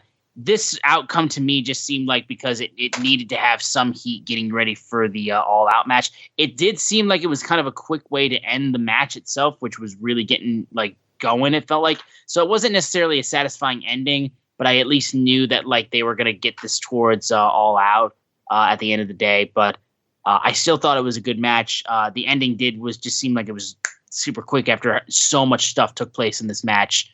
And then for it to quickly end with a roll-up like that just kind of threw me off for a minute. But I still thought the guys did, like, everyone was really, really strong in this match. Yeah, I really enjoyed this match. I love Jay White. Jay White is, like, yeah, I just think he's a great despicable heel. Him and MJF are like understand heel work on different levels, completely different ways, and I thought that was great. Takeshita getting the pin on Kenny Omega to set up the match at All Out, perfect. This is what I wanted out of this show, to set up stuff at All Out, and that match, that pin set up the big match, Kenny Omega versus Takeshita, kneeing the shit out of each other, clotheslining the shit. His clothesline, oh my God, Takeshita, man. Like, he has my favorite clothesline since JBL. He really does. I know JBL's not a popular wrestler to talk positively about, but he has my favorite clothesline since JBL. So, he has the look. Him and Kenny Omega are going to fucking kill it at All Out. Oh, I'm so hyped for that match. JR, your thoughts about this trios match? So they got this motherfucker Kenny Omega trying to follow CM Punk. No, I'm just playing. So I will say this because I want to try to give different points than you guys. So we don't basically say the same topics. But one guy that I love that's a part of AEW, and it's like if Memphis Macho Man Randy Savage and Buff Bagwell had a baby, they created Juice Robinson because he is so fucking hyped and has such a great presence. And I want to say this because I saw somebody trying to drag Juice Robinson online. I'm like, dude, if you don't like Juice Robinson, there's something wrong with you, because he is just so animated and he's so eccentric and he has a great look and he is about like getting matches over and getting that heel tactics over. And I think he is a great character. What he does it very well. And seeing where he's at now to where I remember when he was like CJ Parker at NXT is like a fucking complete 180 because I see this guy, being, obviously he's a former United States champion in New Japan, but I see this is a guy, if they wanted to, they could push him to be a world champion because of the way he presents himself and he conducts himself. And with him and Jay White, they made two guys who I don't hate. I like them personally. The Gun Club, the Austin and Colton Gunn, made them relevant. And I've told this to Floyd, like when they became AEW Tag Team Champions, the Gun Club, when they beat the Acclaim, I'm like, this is the fucking worst thing that happened in tag team wrestling. Like, I don't fucking understand this. I could pick 30 teams that are better than them. And literally just with the association of Jay White and Juice Robinson and the things they've done in that association, I'm like, told Floyd, like, honestly, in 6-7 months, I could see them beating the FTR for the tag team belts and it'd be believable. Because it's about presentation and about the way you conduct yourself. And they've done a great job with Bullet Club Gold. Takeshita, as I said before in the pre-show, in our preview, he is a guy that even people who don't like AEW have said positive things about him, and I think he has a great look.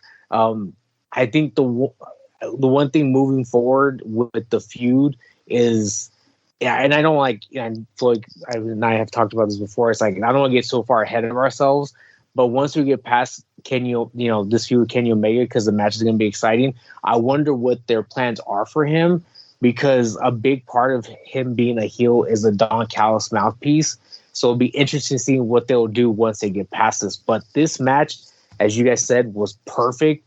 And that's actually what the prediction I had was this is going to set up, by Kenny Omega losing to Takeshita, is going to set up a very big match in the future. And it was funny because I was like, oh, I can't believe they're already doing it. But then it's like, well, of course they're doing it because All Out is next week. So they need a big match for the pay-per-view. And this is, when you look at what's built for All Out, is probably the match with the longest storyline. Yeah, I mean, this, like I said, the way that they can take this match for All Out and like have some real heat behind it. Like I said, I think they have a chance to do something on Dynamite to at least take something that's being built in like the match is being built towards and for just in between 7 days. And I think they have a way to really take that and then proceed to really jump off of it and use the history and use their past and everything like that to really add to the match too. So it's got me excited for that match for All Out. It's probably one of the matches I'm looking forward to out of the few that they've already announced.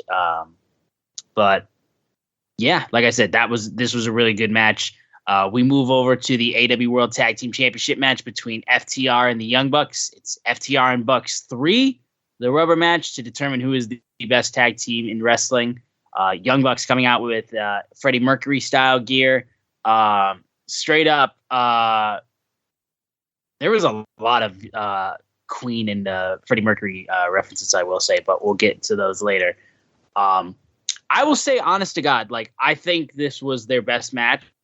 I did have at least one thing, which was I thought like it took so long for second gear to kick in. I felt like it just felt like, we were coasting and we were coasting and we were coasting. And then like, I want to say like at least over like 10 minutes in, then we started to really kick up. And I just seemed like there was a lot of like filler in between. And it's weird to say for Bucks and FTR that there was filler because they love throwing a ton of stuff at the wall. That was just the only thing I thought, and that was more nitpicky for me. But when they did get going, and there was so much stuff, the sharpshooters that they threw on, Cash having one on the apron as well, Matt and Nick Jackson getting out of the Shatter Machine and hitting one of their own, Dax and Cash being able to do their own BTE trigger, and the callback to the previous match where Cash tries to go for the 450 splash but gets but he fails because he tried to go for a flip. I thought Floyd was going to have an aneurysm if that was the way that they lost that match again. Young Bucks Meltzer driver, but then FTR counters it, and then eventually FTR wins. They retain the AEW World Tag Team Championships. They win the series, and then they offer handshakes, and the Young Bucks turn, walk away, and leave the ring. So this was probably like close to one of my favorite, like my top matches. I think the main event might have just beat it, but this was close, I would say.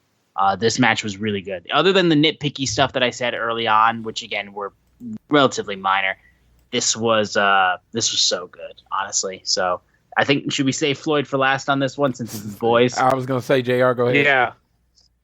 So the one thing I will say, well, let me start with saying this. I think what you're saying, Austin, in my opinion, is very valid. I think what they try to do, and this is really kudos to the commentary team that was done, especially Excalibur, was really sell how these teams were evenly matched, that they knew each other, that they were equal. So it was almost like a chess match. So everything, it started slow. It was like, oh, I'm going to put my pawn out there real quick, because there was a lot of, chain wrestling with headlocks and takedowns that they tried to do in the beginning, and try to kind of keep building it up to where it was like, okay, who's going to get a little bit more aggressive? Who's going to take a risk at a certain point in the storytelling?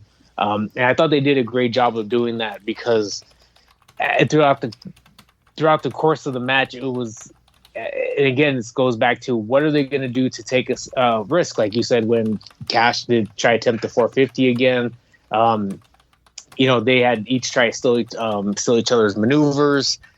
It was it became a very exciting match as it started hitting the crescendo. There was things where I was like on the edge of my seat. I was like, okay, is this going to be the ending? Or is this going to be the ending? Or is that near fall? Like, I knew for certain when they hit the first big rig or shatter machine, that was not going to be the ending. But when the Bucks hit, like, I think it was their second VTE trigger, I was like, this match is fucking over. Like, I was going to get pissed, because I just felt in my heart, like, even though this is the ending of the, quote unquote trilogy, I feel like there's still more business to be made between the Young Bucks and FTR, especially as they both teams have signed new contracts. And who knows where the storyline is going to take us, especially the fact they didn't shake their hands at the end. But you know what? Like I said, there is absolutely, unequivocally, without a shadow of doubt, there is only one team that is the best in all professional wrestling, and their name is 3 letters, FTR. And I just want to say this to all of my elite friends. So Omega gets a loss. Hangman, as much as I love you, you got a loss. Young Bucks got a loss. That you guys were 4-0 at All In 2018, when you guys basically went 0-4 in 2023. Meanwhile, CM Punk and FTR went undefeated. So who's Tony Khan's favorites? That's all I'm going to say, and I'll turn it over to Floyd. I can't even say anything, otherwise I go into another tangent. I mean, thanks for speaking facts. And it's just because, you know what? It's because some of them started like rubbing shit about my boys FTR, and I was like, you know what? You're gonna needle me a little bit. I'm gonna needle you a little bit. All right. So, okay. Might be a little long-winded here. I'll try not to be. But yeah, 92. This match for me goes back to 92. Seeing Brett and Davey Boy, Wembley Stadium, the reason I wanted to be there. And, at those times, Brett and Davey Boy were probably some of my favorite wrestlers. It was definitely the best story on the show.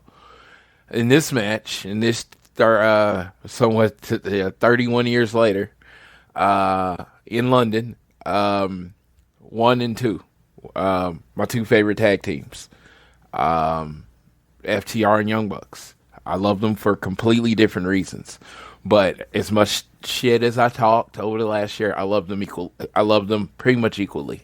When either one of these teams get in the ring with another team, I truly believe magic is going to happen. I truly believe they are the best thing for tag team wrestling. Completely different reasons, but they are the best thing for tag team wrestling. They are amazing at what they do. When they work together, I think sometimes the expectation is so high that it rarely can be met. But in mine, this was a perfect tag team match. You were talking about the jumping into the filler, the trying to get up into that second gear. And all I saw on those were I saw two teams that were even. I saw them trying to one-up each other. FTR starting off with the chain wrestling. They're like, okay, I'm better at that. Then it gets a little wild, and then the Young Bucks are better than that. And then it just goes back and forth, and no one can get full in control. And when you talk to second gear, you saw them start getting full in control. And then FTR hits the Shatter Machine. I think it was Nick kicks, or was it Matt? I think it was Nick kicked out. I don't know if you knew this. First person to clean kick out of the Shatter Machine. They did mention that it was I thought it was. I couldn't exactly remember. Yeah, I still haven't heard the announcers. I'm still gonna watch it live later, but I didn't know the announcers. I knew that. I told JR before.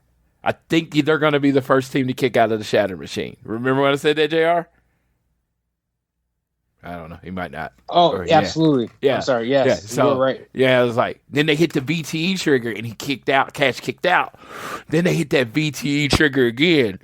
And as much I've been very open about, I really did not care who won this match. I love both of these teams so much. I like the match happening in front of 80,000 people was the win. It really was.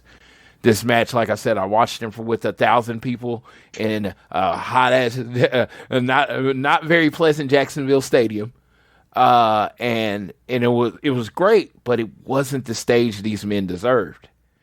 These 81,035 people is the stage that the two best tag teams of our generation deserved, and they put on a match worthy of the 80,000 people. And when he hit that VTE trigger, I can say the words, I don't care who won. But in that moment, my body told me I very much cared who won. Because my heart dropped. Because when he hit that second one, I was like, he is fucking done. Cash is done. We have new tag team champions. And he kicked out.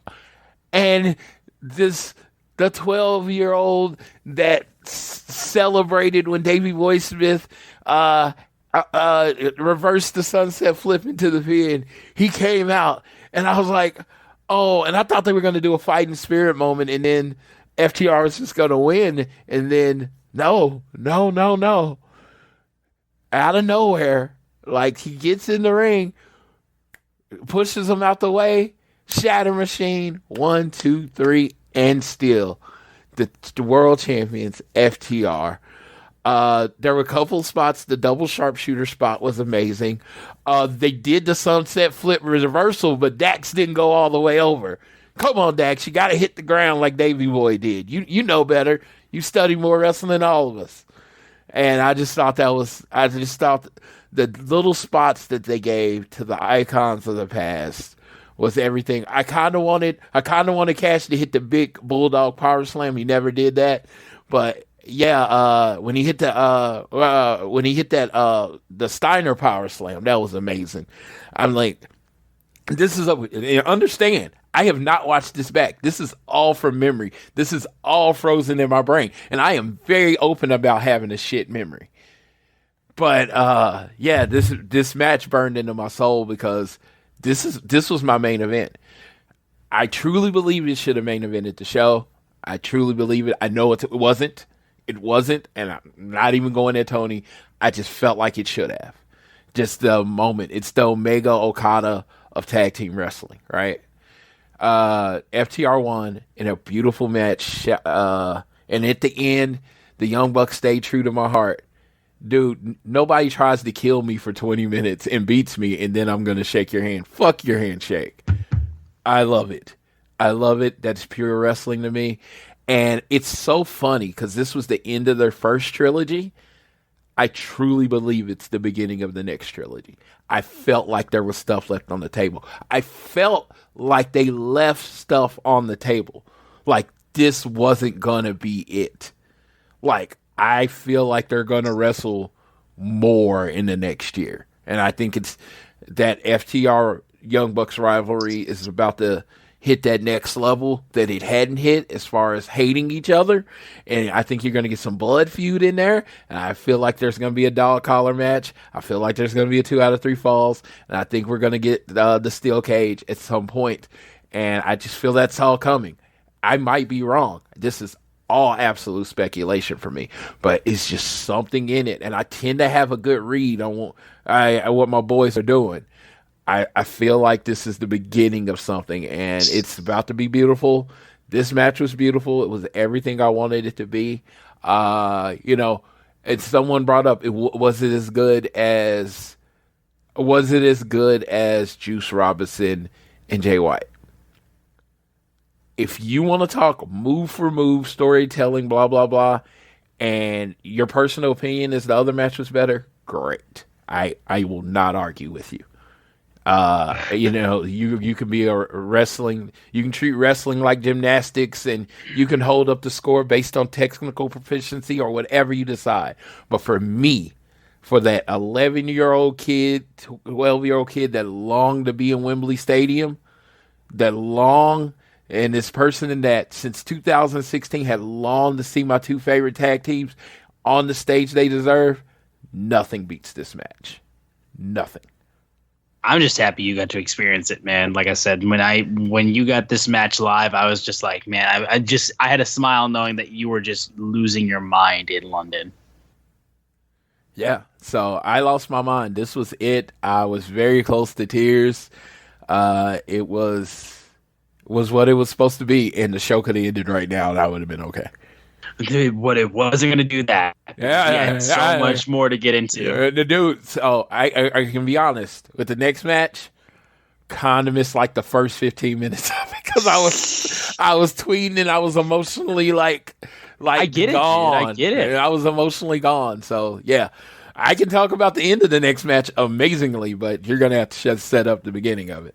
Sure thing. Stadium stampede between Moxley, Claudio, Yuta, Santana, and Ortiz of the Blackpool Combat Club, and Eddie Kingston, Penta El Zero Miedo, and best friends OC, Trent Beretta, Chuck Taylor. Shit just went crazy from the moment Eddie Kingston came out and he decided to jump Claudio from immediately afterwards. And the Patrick Ewing jersey. In the Patrick Ewing New York Knicks jersey. Mid-90s jersey, dude. Like, fucking God, I love that. Because, the Knicks were all about fighting back then, so hell yeah. Well, dude, this man lives and breathes New York, and, he is the embodiment of He's the embodiment of those crazy motherfuckers you see outside of Knicks games. Dude. Straight up. Again, we've joked. No one told him pro wrestling's fake. Yeah. Whether it be the promo he cut leading up to this or it be the match itself. Two things people are afraid to tell Eddie Kingston. Pro wrestling is not real, and it's not 1995 anymore. Yes. No. You don't have Julius Erving anymore. You have Julius Randle. Yes. No, not the same. Moxley already from the beginning had a branding iron that he decided to use on people. There was double sling blades by Penta. Moxley then proceeds to get skewers, and those ended up getting into his head and just sticking out of his forehead. Dude, it was the grossest thing. I swear to God. There was a candlestick brought out that was covered in barbed wire. Moxley took a fork and decided to stab Orange Cassidy to pieces. Claudio and Eddie Kingston were fighting through the concourse and up into the crowd, into the stands and stuff like that. They literally had to go split screen basically just to show all the crazy stuff that was happening in this match. There was a plank covered in barbed wire that people got thrown to. I especially love, though, more than anything, two things. One, a white minivan pulls up at one point towards the ramp, and it's Sue, and she brings cookies, and cookies get thrown. The one thing that I thought was weird was that because there was a point where Penta was taken out of the match basically because it looked like he was hurt. The announcers and the film team did not make it fully clear to those people that he's being taken out or stuff like that. So when he returned and he was back as Penta Oscuro, that kind of fell flat to me. I'm not going to lie. It just seemed like it came out of nowhere. In the end, though, it didn't matter because I got my favorite thing, which was Orange Cassidy and the Best Friends catching Wheeler Yuta in a hug, just like old times, before they just proceed to beat him to the ground, which was so good. They had a screwdriver get brought out again. It seemed like Claudio was going to kill Orange Cassidy with a giant swing. And then, like I said, it keeps going. But eventually, Trent superplexed Ortiz, and he gets him through 2 tables. He nearly fell at one point, too, but he was able to still make it happen, and it was a great spot. Then Orange Cassidy proceeds to go ahead and get 3 orange punches, and he's like, I can't get this man down. So he gets duct tape, puts it around his fist with the tape facing outward, breaking a glass bottle into a bucket. I wonder if that was real glass. And then proceeds to smash his fist into the broken bottle, getting the glass into his fist with the duct tape. And then as the match goes on, Eddie Kingston gets a steel chair and barbed wire and straight up just knocking out anybody that's getting in his way, and takes Claudio, beats him with the chair that's covered in barbed wire. Moxley and them stare down, looks for the paradigm shift, but then Eddie Kingston hits the spinning back fist, and then that's when he tackles Jon Moxley through a table. Orange Cassidy then takes a orange punch with the broken glass on his fist, knocks out Claudio, and the baby faces win it, and it finishes with Eddie Kingston and Jon Moxley through the table, both flipping each other off as they're barely conscious. This shit was ridiculous. Like, absolutely dumb, stupid insanity. You had your wrestling classic with the tag team match between FTR and the Young Bucks, and now you just got absolute dog shit, garbage wrestling insanity. This was a lot of fun, but I will say it felt weird that this went right after the super old school, not even old school, but just the super technical, high flying, pro wrestling tag match. But I still thought this was so much fun, honestly. The addition of Sue and the cookies alone made it so much fun. But yeah, I thought this was heavily enjoyable. Go ahead, JR. Yeah, if this is the type of thing that you liked, then yeah, I'm happy you liked it because it was fucking nuts.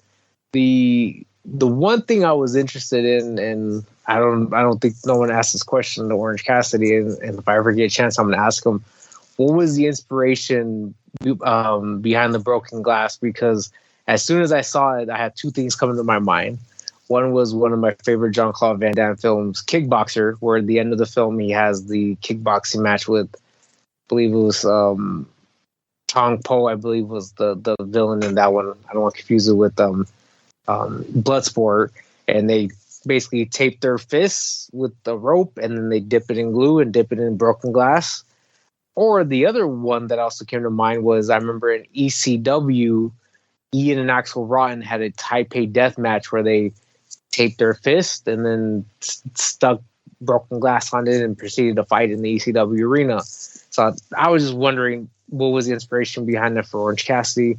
I was a little bit shocked in the ending because it was not an ending that I expected, which eventually would lead to, what could potentially be a match at All Out. I thought it was going to be somebody in the Blackpool Combat Club going over, or what the Floyd's prediction was, Eddie Kingston defeating Claudio and setting up a Eddie Kingston versus Claudio for the Ring of Honor title at All Out, which we got a different ending, which was Orange Cassidy going over. Yeah, yeah. When I got to the end, and I was like, "Oh, it was right there," and I was like, "Oh yeah, I was right." Eddie Kingston hits the first one, hits the second one. Oh yeah, he's about to pin Claudio, and we're gonna get the match for the ROH title at All Out. And I was like, "Oh yeah, I'm right." And then Orange Cassidy hits the big punch, and then gets the pin on Claudio. I was like, I was almost right. I was so close. So close. Unpopular opinion. I'm over the Blackpool Combat Club. And it's been that way for a while now. I feel like it's the same thing over and over and over. Blackpool Combat Club is how Roman Reigns has described it with the missionary position. It's clusterfuck out over and bleeding and weapons and blah, blah, blah. And it's the same thing. I'm not a super street fight guy, but you can usually throw a clusterfuck on and I'm okay. Blackpool Combat Club and those type of matches, I am over. If they could go from now to January 1st without being in another street fight, stadium stampede, anarchy in arena, blood and guts, good Lord. They should just, if Brian Moxley can go 2 weeks without bleeding, I could reset. 2 weeks. 2 weeks. 14 days without bleeding. I'm pretty sure he's bleeding right now. Just over it. I will agree with you on that matter. I do think that we have reached all we can kind of do with the Blackpool Combat Club, honestly, at this state. It just seems like we've hit a wall creatively of what we can do with these guys. As a group. They're in a group. Why can't they go off and do their own singles ventures? Again, they're amazing at doing wrestling. I mean, Willa Yuta won me over doing amazing wrestling matches. Claudio's been killing in this year in singles matches. Jon Moxley, when he has a singles match, it's great. They want to do tag matches, but it's just the street fights and the weapons, and it's like every time you got to try to raise it to a different level, and it's just like somebody's just going to get actually stabbed, which Jon Moxley got stabbed in the head. Okay? This is... As a person that just likes regular ass wrestling a lot of times, it's been too much for me. And I don't want to be old man wrestling because I love to say that I can find fun in pretty much anything. It's just too much of the same thing right now. I'd rather watch a match full of wrist locks than see somebody get hit with another table. Yeah, I mean, the minute that the Blackpool Combat Club relocated to Cincinnati when William Regal left AEW, it's really kind of been a miss with a lot of violence. I think the other thing too is I don't know if we can honestly say that they're in a better position now than they were a year ago. It just feels like it's just been stagnant. Like, yeah, William Yuta has gotten a few wins.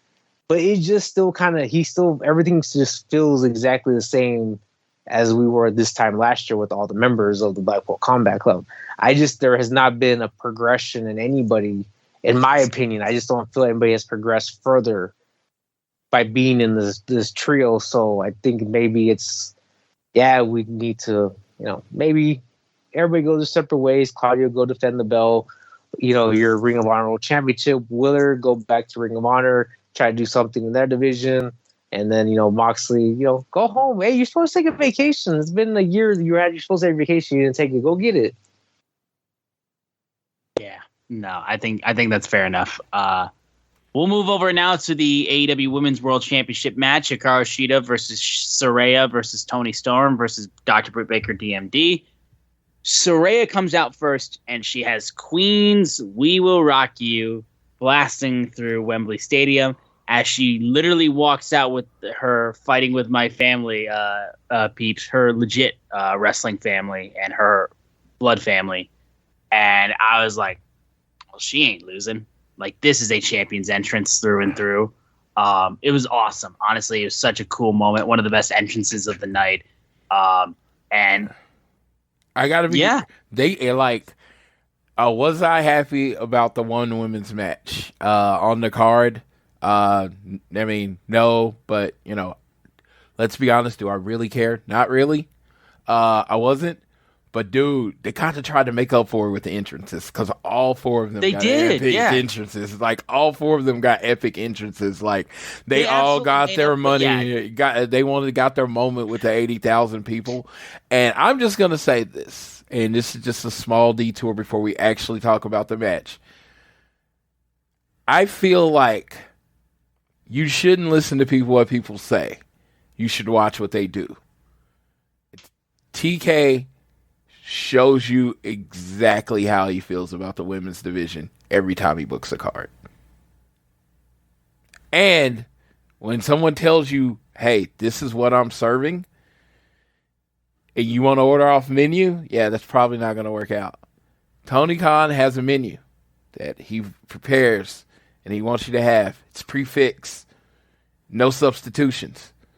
So if you are itching for some women's wrestling, more women's wrestling, probably not going to get it here. I will never tell anybody not to watch AEW. Always watch AEW. Always support the brand. But I don't ever think it's going to be this 50-50 woman-men show that you want. I don't even think it's going to be 60-40. I think 70-30 is your best bet. I don't think that's a bad thing against Tony Khan. I think you're allowed to produce the type of show you want. It's your money. It's your company. You produce the type of show you want.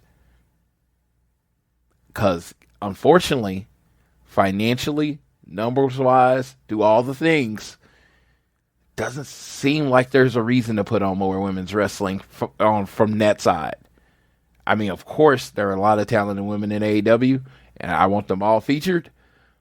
But business-wise, and me and JR always talk about, like, business-wise, I always say, business-wise might not go with what I want, but what is smart. Business-wise, you put on what people turn it on for. And you don't put on what people turn it off for. Unfortunately, people tend to turn it off for women's wrestling. It sucks. But it happens. That's not on TK. No, but even still, though, I will say, because like I said, I watched this four-way, and I was thinking of the four-way from the first All-In, though, and how good that match was. And this match was really fucking good. Like I said, even with like this being, they understood the assignment. They knew what the assignment was, and they're like, okay, let's kill this. And they 1,000% did it. I loved the start with Saraya and Storm working together, but then eventually it just broke down immediately with them pinning Britt Baker over and over and over again. But they just were fighting over who was going to pin her. At one point, there was even a point where Ruby Soho comes out being like, can you calm down and like not do all this, like, and don't do this hip attack to Saraya. And eventually she gets knocked down. And then Shida, like basically at some point though, Ruby Soho proceeds to get hit by Toni Storm, and she's like, "Oh my God, I'm sorry." And then she just like, screw this, and walks back up to the ramp. But as things keep going, they guys are just beating up each other, and there was an amazing moment when Saraya had her finish, her submission finisher on. I can't remember what she calls it, but then Baker comes up and just stomps Toni Storm into the mat. Like, her head bounced. Like, one of the best spots of the night, honestly. Shida was working her way up there. It looked like she had a good chance there as she hit the katana kick, but then Britt Baker breaks it up. She has the lockjaw trying to get it on Shida, and she's just fighting and fighting and fighting. But eventually, Saraya takes a spray can, sprays it in Toni Storm's eyes while Britt Baker is looking like she's about to get the victory. But then eventually, Saraya hits the nightcap, and then she beats Toni Storm, pins Toni Storm, her outcast partner, to win the AEW World and Women's Championship. While Britt Baker was this close to being able to make Shida tap out with the lockjaw. And the ovation began with Saraya winning the title, and it was honestly so good to see. But this match was really, really, really good. It was pretty much mega obvious that they were going to do it for Saraya because it's her home country, and especially after that entrance. But even still, though, these girls did amazing, and I will always say, like, you give these girls like big match opportunities like this, even if it's just one, they will make the most of it and they will knock it out of the park. Because I thought this match was so good. Yeah, I thought it was good. I thought the finish was brilliant. Like, oh, I mean, if you want to set up Britt getting a title shot of Saraya, she was right there. She she's right there, and she snuck in and she hit the move and got the win, and Britt couldn't break it up because she was trying to get the win herself. I love it. I thought it was creative. I thought everybody kind of got their shine in this. Even in the short match, they all got their shine. The crowd was into it. And then Saraya, oh my God. Now, like I said, I don't know. Like, I'm a little older, get a little more emotional, but the idea of her winning in her home country, 80,000 people, with her family in the ring, in essence, she got her Davey Boy Smith moment. And that's immediately what I thought. Davey Boy won, and his family was in the ring in the UK, and it was Saraya got that moment. 80,000 people. I knew she was going. When she got on with AEW, I simply figured she was going to be AEW Women's Champion, and it was a longer process to get there, but it was the perfect moment to do it in. I mean, the perfect moment. I talk about next year. Next year, the main event should absolutely be, and if they sign them in February, Will Ospreay versus whoever the AEW World Champion is, and that's what it should be. I mean, I don't think there's any other option because of this moment with Saraya. It's just like, that's it. That's the moment, and it was a great moment. And if anybody has a complaint about it, like Saraya shouldn't have won, dude, that moment, what it meant to her, what it meant to her family, what it meant to that crowd. Yeah, you're wrong. JR?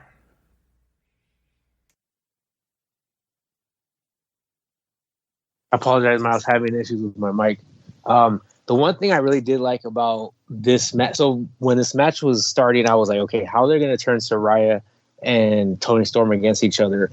And when they did the spot with her mom, I was like, that was tremendous. Like, that's exactly what they needed to do to get that heat. So I really did enjoy that.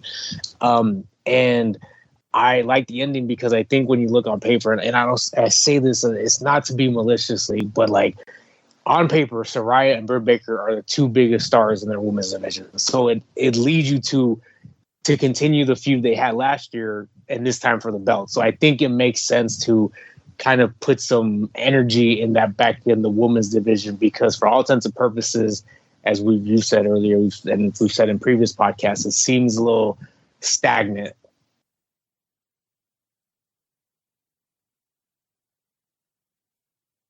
Mark, did you cut out there? Did you press mute?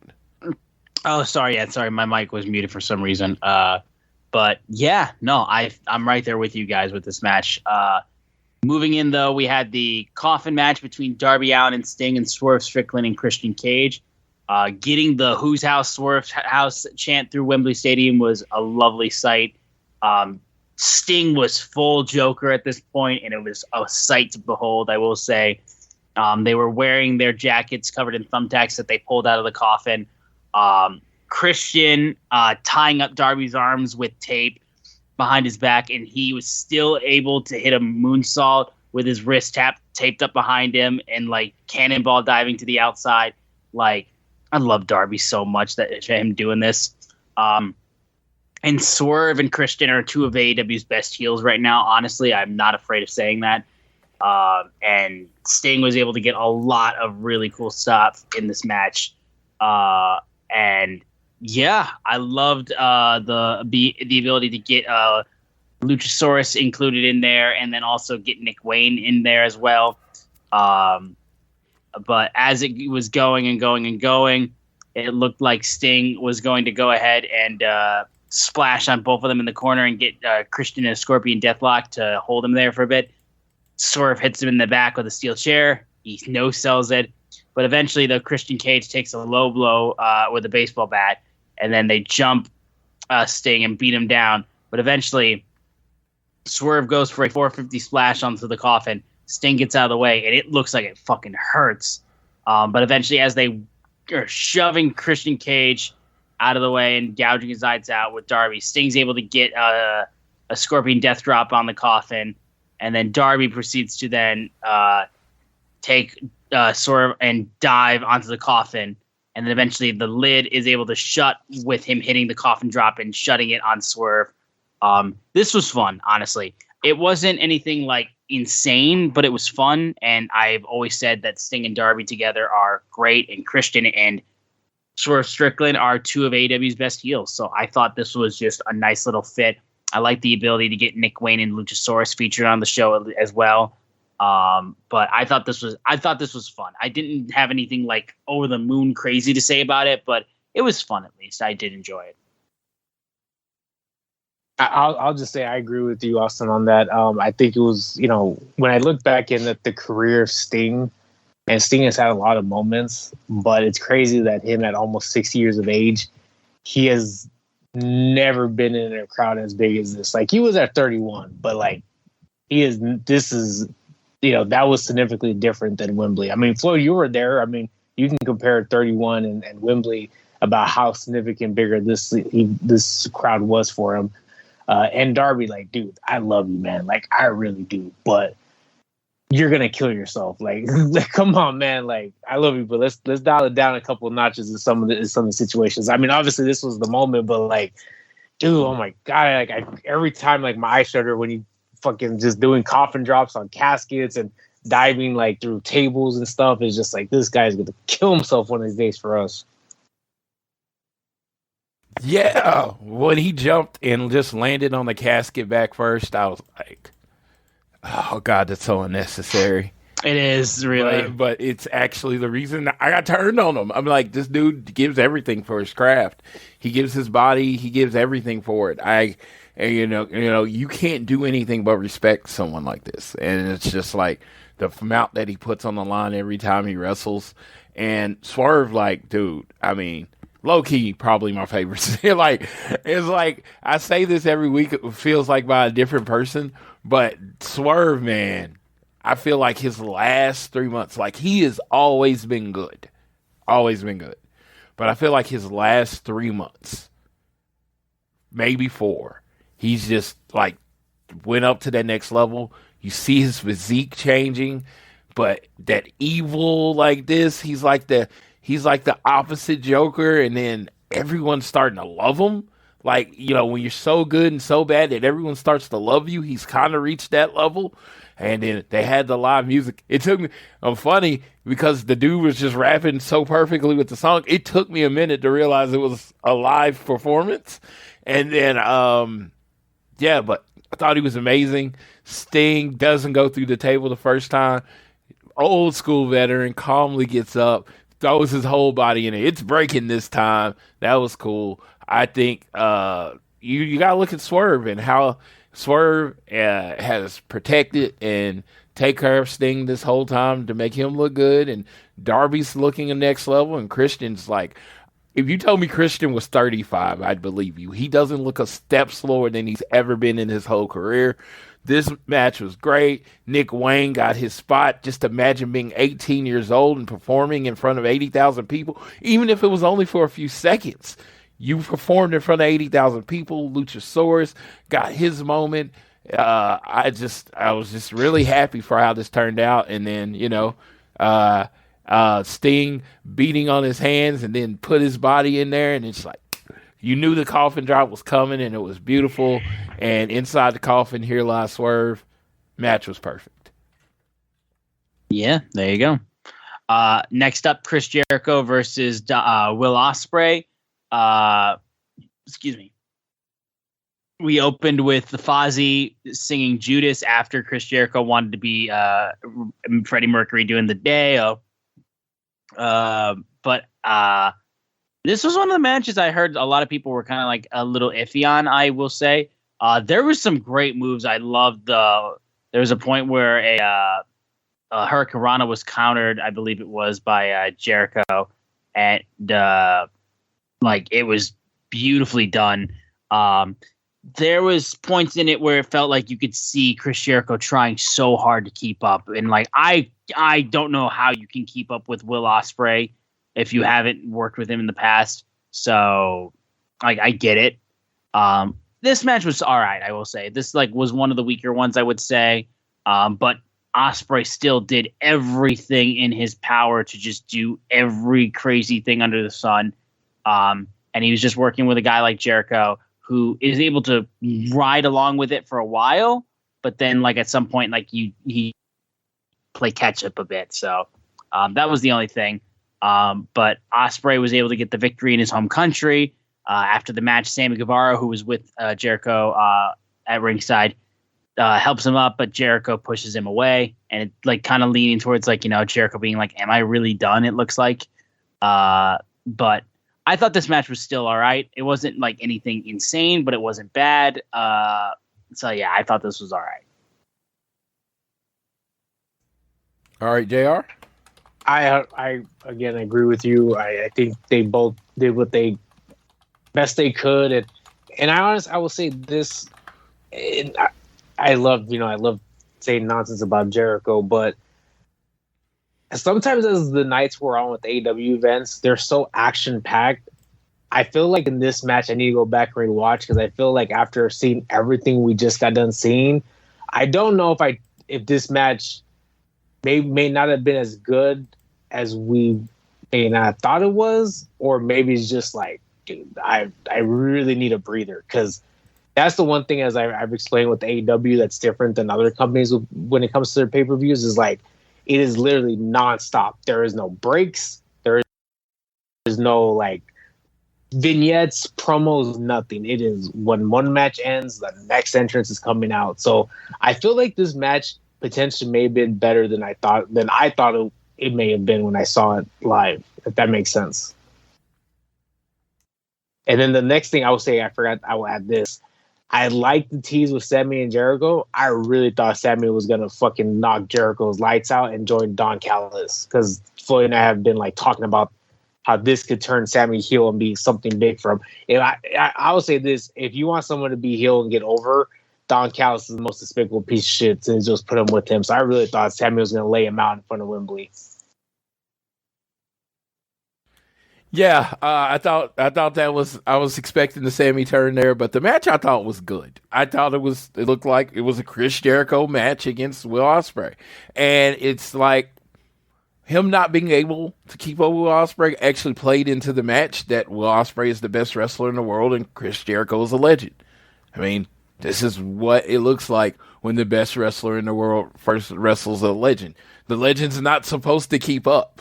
The legend's supposed to look a step behind. And that was the story of this match, is that Chris Jericho can't keep up anymore. Why was Chris Jericho frustrated in the match and pushed away Sammy? Because Chris Jericho doesn't have it anymore. He tried to turn it on, and it wasn't there.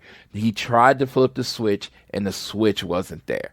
That told the story of the match, and it was beautiful. And I loved listening to 80,000 people sing Fozzy, and then Elevated came on, and that pop Will Ospreay got in front of 80,000 people, the most people he's ever been in front of. Man, it was just amazing. I really enjoyed the match. Canada versus the UK. I even like another shout out to Brett and Davey Boy. You got it all through the show. I don't even know if they meant to it, but Canada versus the UK in that match. And the UK won. The UK won against Canada again. UK versus Canada undefeated. So, I thought this match was brilliant. And it was like I said, if they may have been botches, but the botches actually helped the story of the match. I don't even know if they were botches. I mean, Chris Jericho's so intelligent, he might have been doing that on purpose. But it helped the match because it looked like Jericho couldn't keep up, and that was the story of the match. All right. The penultimate match, you had the World Trios Championship between House of Black and the Acclaimed. First off, a lovely tribute to Wyndham Rotunda with them bringing out a little lantern, which was awesome. They left it at the top of the ramp. And this match was also pretty good. I will say, honest to God, like one of the only main things I truly remember was when Julia Hart got in the ring and decided that she was going to get in the face of Billy Gunn, and Billy Gunn just was like, suck it. And then they proceed to knock her down, hold her, while Anthony Bowens drops Scissor Me Timbers on her. And honest to God, dude, that was the one thing that stuck with me. The match itself was also, again, solid enough. It was cool to see Billy Gunn like get a match like this And in the end of the day, though, they were able to set up for the arrival and the mic drop for a second time at one point, pinning Brody King. And the Acclaimed win your trios championships. And they do a big scissor me daddy ass in the middle of the ring to get the crowd going crazy. And yeah, Billy Gunn is a trios champion, so he has a championship in AEW. The match served its purpose and did a good job with it. But I will say the only thing I truly remember was scissor me Timber's on Julia. Yeah, I didn't want the Acclaim to win, but I knew they were going to win. Congrats to Billy Gunn. But yeah, to me the best trio champion ever lost, and they should just win the belt back Sunday if it was up to me. I got nothing else to add. It was like right. It was the right decision. It's just not the decision I would have made. Yeah. But now, main event time. MJF versus Adam Cole for the AEW World Championship. And it was like literally like the match felt so huge. And the whole thing was just, the sportsmanship and these two guys, wanting to put on the best match possible for the biggest wrestling show of all time. But Adam Cole was starting to just be like, you know what? It doesn't matter. We may be friends, but I'm better than you. And he's just going after him and getting more frustrated that he's not able to put him away. MJF was able to hit a dive by getting the courage to do so after he wasn't able to do it in the earlier match. MJF tried to go for a Panama Sunrise at one point, but got super kicked in the head with it. These guys were throwing each other against the broadcast table. And it just kept going. And it was such a good match. At one point, they look at each other and they're exhausted from everything that they've done against each other. And they scream double clothesline at each other. They double clothesline each other. They drop. They both have their arms draped over each other's chests. Bryce Remsburg counts 3, and it's a double pin, and it's a double draw. And Adam Cole gets on the mic being like, no freaking way. Screams for 5 more minutes, and MJF is like, no. 5 minutes isn't enough, and they're going until they get a winner at Wembley.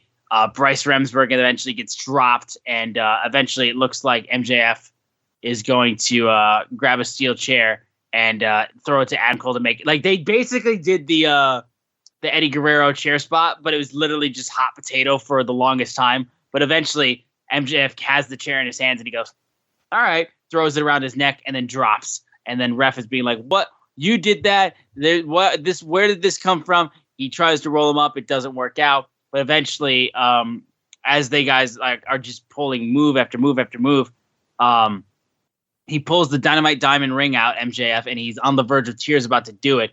And then Roderick Strong jumps in the ring behind MJF and kicks MJF in the dick. And Adam Cole sees it, and he sets up for the boom knee, and everyone thought it was over. Ref does the slowest count, and MJF still kicks out at 2.99. Roderick Strong then throws the AEW World title, telling Adam to use it, being like, I'm your best friend. Adam Cole, though, didn't want to do it. Roderick Strong walks away, and then a cradle pinfall. MJF retains, and MJF comes over to Adam Cole, and he's just absolutely broken. And MJF, he's like, it's okay. Like, it could have gone either way. Like, I got lucky. And he's like, we still have these. Basically recreating what happened with when they lost their chance at the AEW World Tag Team titles. And then as he brings in the Ring of Honor World titles, Cole throws it. And then MJF goes like, oh, I get it. You never cared about me. You just cared about the belt. It's like, you only care about this, you piece of shit? Then take it. And then throws it at him. And eventually he's like, you know what? Fine. Get it over with. He turns his back to Adam Cole. And the best part, too, is Roderick Strong is like, okay, now I can come back. And I'm going to just scream over and over and over about Adam Cole to do it. He doesn't do it. They hug it out. They just eventually the Kingdom is able to hold Roderick Strong back from doing anything. And then they celebrate in the ring. And that's when they announce the return to Wembley. 81,035 fans going absolutely ballistic for this match. It was a great match. I get there was a lot of shenanigans in the match, and it was very melodramatic, but I love this shit, dude. I thought it was so much fun, and it was such a good match, and had some great near falls. And as it kept going on, you truly didn't know where it was going to go, and if they were going to turn, if they weren't going to turn. I thought it was so freaking good. A great cap off to this show. Yeah, that's really all I got, honestly. But this match was insane. I am about to be a hypocrite. I'm admitting it. I'm putting it out there. Call me a hypocrite. Because what do I love in wrestling more than anything? A story. Loves me a story. I love the soap opera professional wrestler. I talk about it all the time, right? Love it. Yeah, I felt like the story kind of took away from the match. And constant slowing down, deciding if they were going to fight each other, deciding if they were going to do this move. I don't want to hurt my friend. It was great. And then it just, like, it took me out of the match. Like, I wanted to be more into the match. I wanted to be more in the finish. I was like, at that point, like the third time, how Adam Cole's not winning. And then they did the double clothesline thing, and I went womp womp. I was like, come on, really? This is the main event of the biggest, one of the biggest Raw wrestling shows ever. I'll say one of, so I don't, nobody try to correct me. One of the biggest pro wrestling shows ever by a pro wrestling company. By a pro wrestling company doing that is all about we put on pro wrestling. And this was probably the most WWE match they've done since the first match at the beginning of the show. And it was just all the drama and all the I don't want to hurt my friend and stuff. I was like, eh. So, yes, I am admitting. I'm admitting because I know you have to say, Floyd, you're all about the story. I felt like the story took away from the wrestling match that I wanted. I saw the 30 minutes. They banged. I wanted an hour of them just putting on a banger. And they had a story to tell. And they told it. I didn't like it. I just wanted the banger. JR? I'm not going to lie. I felt like as we got closer towards the ending, I started focusing on what's the story, like who's going to turn, is Adam Cole going to cheat, is MJF going to hit the tombstone, I knew the draw was not going to be the ending, so I know that was like some sort of swerve, but I spent so much time trying to figure out who was going to turn on who. Even after the match was over, I was still focusing on that because I'm like, something has to give. And I thought like it was, it was going to happen. We've been talking about it. So I'm just so lost in what's the end result of this feud. I think there's obviously there's a grander plan that's out there that I wouldn't even say who, but it involves other people. But yeah, I agree with you. Like for me specifically, I felt I was like losing interest as the match was progressing and focusing more on what's the story that they're trying to tell instead of just focusing on the match. And I think it really happened when, when they got outside to do like the tombstone, and it was like, oh, is he gonna use the tombstone? And then when it's like, oh, is he gonna use the belt? And then that's when all that I felt like I was losing my focus on the match itself and worrying more about the other things. So yeah, I completely understand, but I want everybody to know I understand. This pretty much goes against everything I say most of the time. They lost me on it though. All right. Well, I will still heavily disagree. I had so much fun with this match and the ridiculousness of the story. It seemed like the fans were really into it. It seemed like some people were really into it. It was just like, it's just I don't know. I think I added like the whole idea of the spectacle, the AEW biggest show ever. I wanted to end with something that I'm gonna remember forever, and all I'll remember is, hey, that You match wanted the ring. You wanted the tag main event so bad. No, I mean honestly, yeah, because it was a great match, and that's what I wanted the show to end with, was a great match, and this was a great story, not a great match. Okay. Well, that though was AEW All in London, as they announced that they were doing All in London next year. Like I said, top to bottom, the show was really, really good. I will apologize for my anger. I will say firmly, I've been up since like 7 a.m, and it's 2:41 a.m. right now where I am. I'm tired, and honestly, I just got mega cranky when I had my rant. So I will apologize to you guys about that, and I will apologize to the fans about that. It is not supposed to be that serious, and I say that while also taking this shit way too seriously, been getting mad at wrestling fans and stuff like that. I honestly need to take a step away from Twitter with the whole ordeal on that, so I will apologize on that. But regardless of the fact, though, All in London, amazing show. I had a lot of fun with, and I'm happy that my boy Floyd was able to be there for such a huge, monumentous event. We were both at the first All In. He was at the first All in London, so it's good to see that he had a good time as well there. August 25th, 2024. Your boy plans on being there again.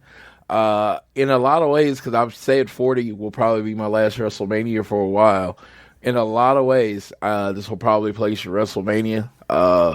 London's a beautiful city, and there's so much to see. I think I could go 5 more times without seeing it. And the fact is, it's close enough to other parts of the country. It's 3.5 hours away from Paris. I could go do that kind of stuff. I could go to my home country of Scotland. So it just seems like, as far as new experiences, going to the All-In show in London is probably going to be my best bet for the next few years. And my wife's already signed up for it, and she's the boss. So there you go. There you go. There you go. But I hope to do it with JR. I hope to Absolutely. go with JR one time. Well, I didn't mean to say do it with JR.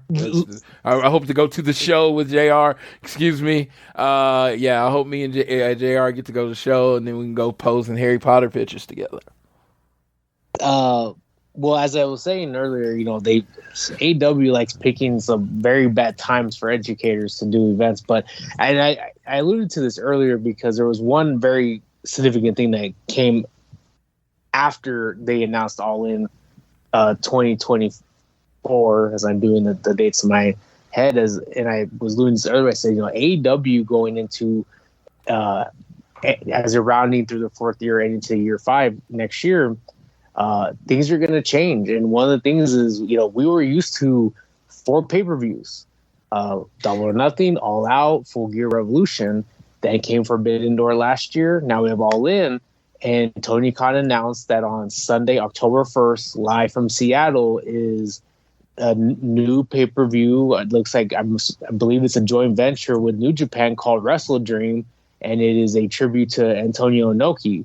So this will now be our 6th pay-per-view this year, or will be our, by the time we get done by the end of the year, it looks to be 6 total pay-per-views, if I'm doing my math correctly.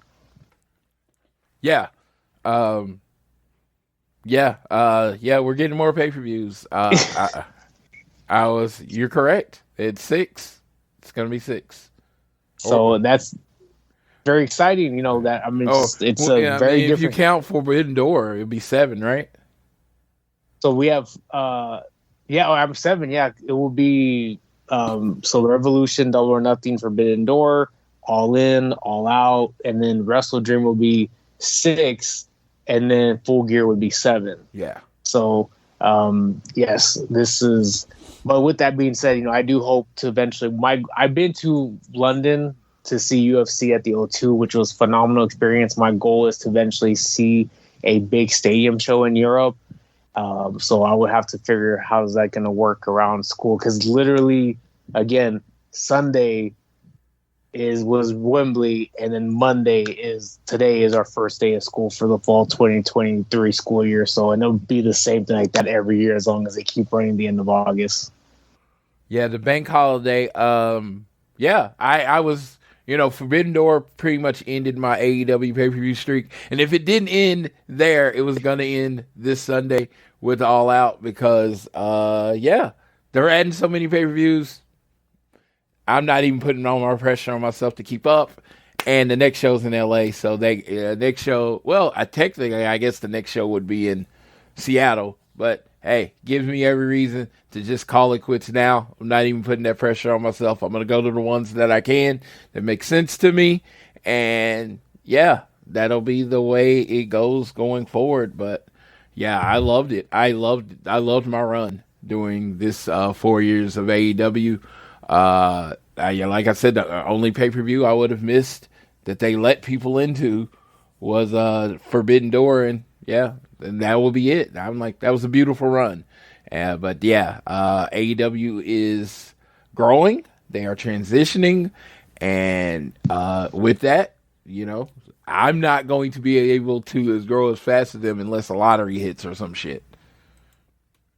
Yeah, for real. Yeah, for real, honestly. I'm gonna have to start, living reality. It was a great run. I mean, I've been fortunate enough to make it to some shit I didn't think I could. That I logically probably either shouldn't have went to or couldn't have been to, and everybody always adjust for me. But it's time to I'm gonna watch more shows at home, have more parties, have more people over. It'll be fun. Yeah, for real.